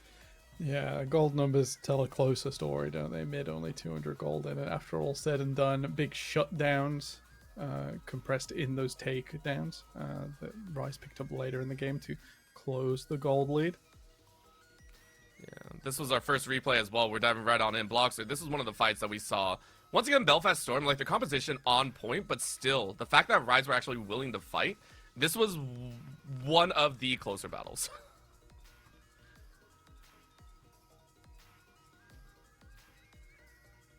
I'm sorry, I've done it again. Yeah, we were coming in to this second game thinking, right, this should be really easy for Belfast Storm. And early on for Belfast Storm, it was looking really good for them. You saw in that replay, they were able to get themselves quite a big advantage. But the later and later into this game we got, the more there were just these big questionable decisions coming out of multiple members for Belfast. Specifically, we were looking topside at Raider just deciding to not run away in a situation in which he could have kept himself alive and dying, going for fights where they just like shouldn't have, but it didn't matter in the end because RIZE make one big critical mistake right at the end, and it's in this moment. Look at this fight. Look at this beautiful fight. You notice who's missing from this fight? There's no BB Muffin here. BB Muffin was everything to these fights towards the end. The Mel was something I was quite happy about coming in, and it looked really good towards the end. Without him, there was just nothing to be done. Quadra kill coming through, and it was just over at that point. It was crazy. Yeah. So much magnetism that he's even going to get player of the game. I think that's our first. Yeah. No, that's our second ever Second. player of the game in Second. Four Nations history that did not actually win the game. A bit of a concession, BB Muffin. For excellent play. You know, a bit of biases throughout the series, but also in this game, when you play this 2-mage setup, we sort of saw their biggest victory was on wasting a lot of time on one mage while the other like gets rotation after rotation. And BB definitely had that aura in this game. I think RIZE will have to take that to the drawing board and maybe get a bit more concrete behind it if they're going to play that again in lower bracket. Yeah, and for those that may be wondering why we did give it to BB, if you go back and look at that game number 2, when BB's there, they win. When BB's not there, they lose. That's quite simply the only reason we gave the play of the game in that direction. I think we hear, not because I voted for RIZE, don't give me that in chat. I see that, I see that. When a player can influence a game to that state, it is a huge difference. But it's not about the game. It's about the series. And at the end of the day, Belfast Storm take the series 2-0. They step on up. Game 2 a little bit messy. Game 1 though very much a powerful statement. And it all came off the back of some amazing jungle play for us here on the desk. We gave the series MVP over to Roulette. Solid, amazing game 1. Game number 2 a little bit iffy, but still that Vi very important for pick potential. I'm quickly doing 38 over 4 in my head. That's a very, very big number in the KDA department. And there was one fight this game, I was like, oh, Roulette died. And I was like, oh yeah, that was the first time this game. Guy's absolutely out of his mind this season. Fantastic play. Hope to see more. He showed up today, that's for sure. Yeah, he's been real strong. He was a big part of it. If we talk about BB being everything to RIZE during that last game, well, Roulette's been everything to his team throughout the entirety of the split. We came into today talking about the guy, and throughout the entirety of this series, he was everything to them as well. Yes, the second game, there were moments where he was getting picked and the Mel was getting a lot of damage, but in that last fight where he needs to get into the backline, find that critical pick and make it work, he is able to do so. And as the cast was saying, right, this team, they're going to be looking towards who they're going to get, who their opponents are going to be winning over on Thursday. And whoever does win that matchup, they're going to have to really look at the jungle and see what they can do about Roulette. Because it doesn't feel like banning him out's an option. If you do that, all of a sudden Raider's got a million champions he can play. But if you let Roulette play his game, he takes over anyway.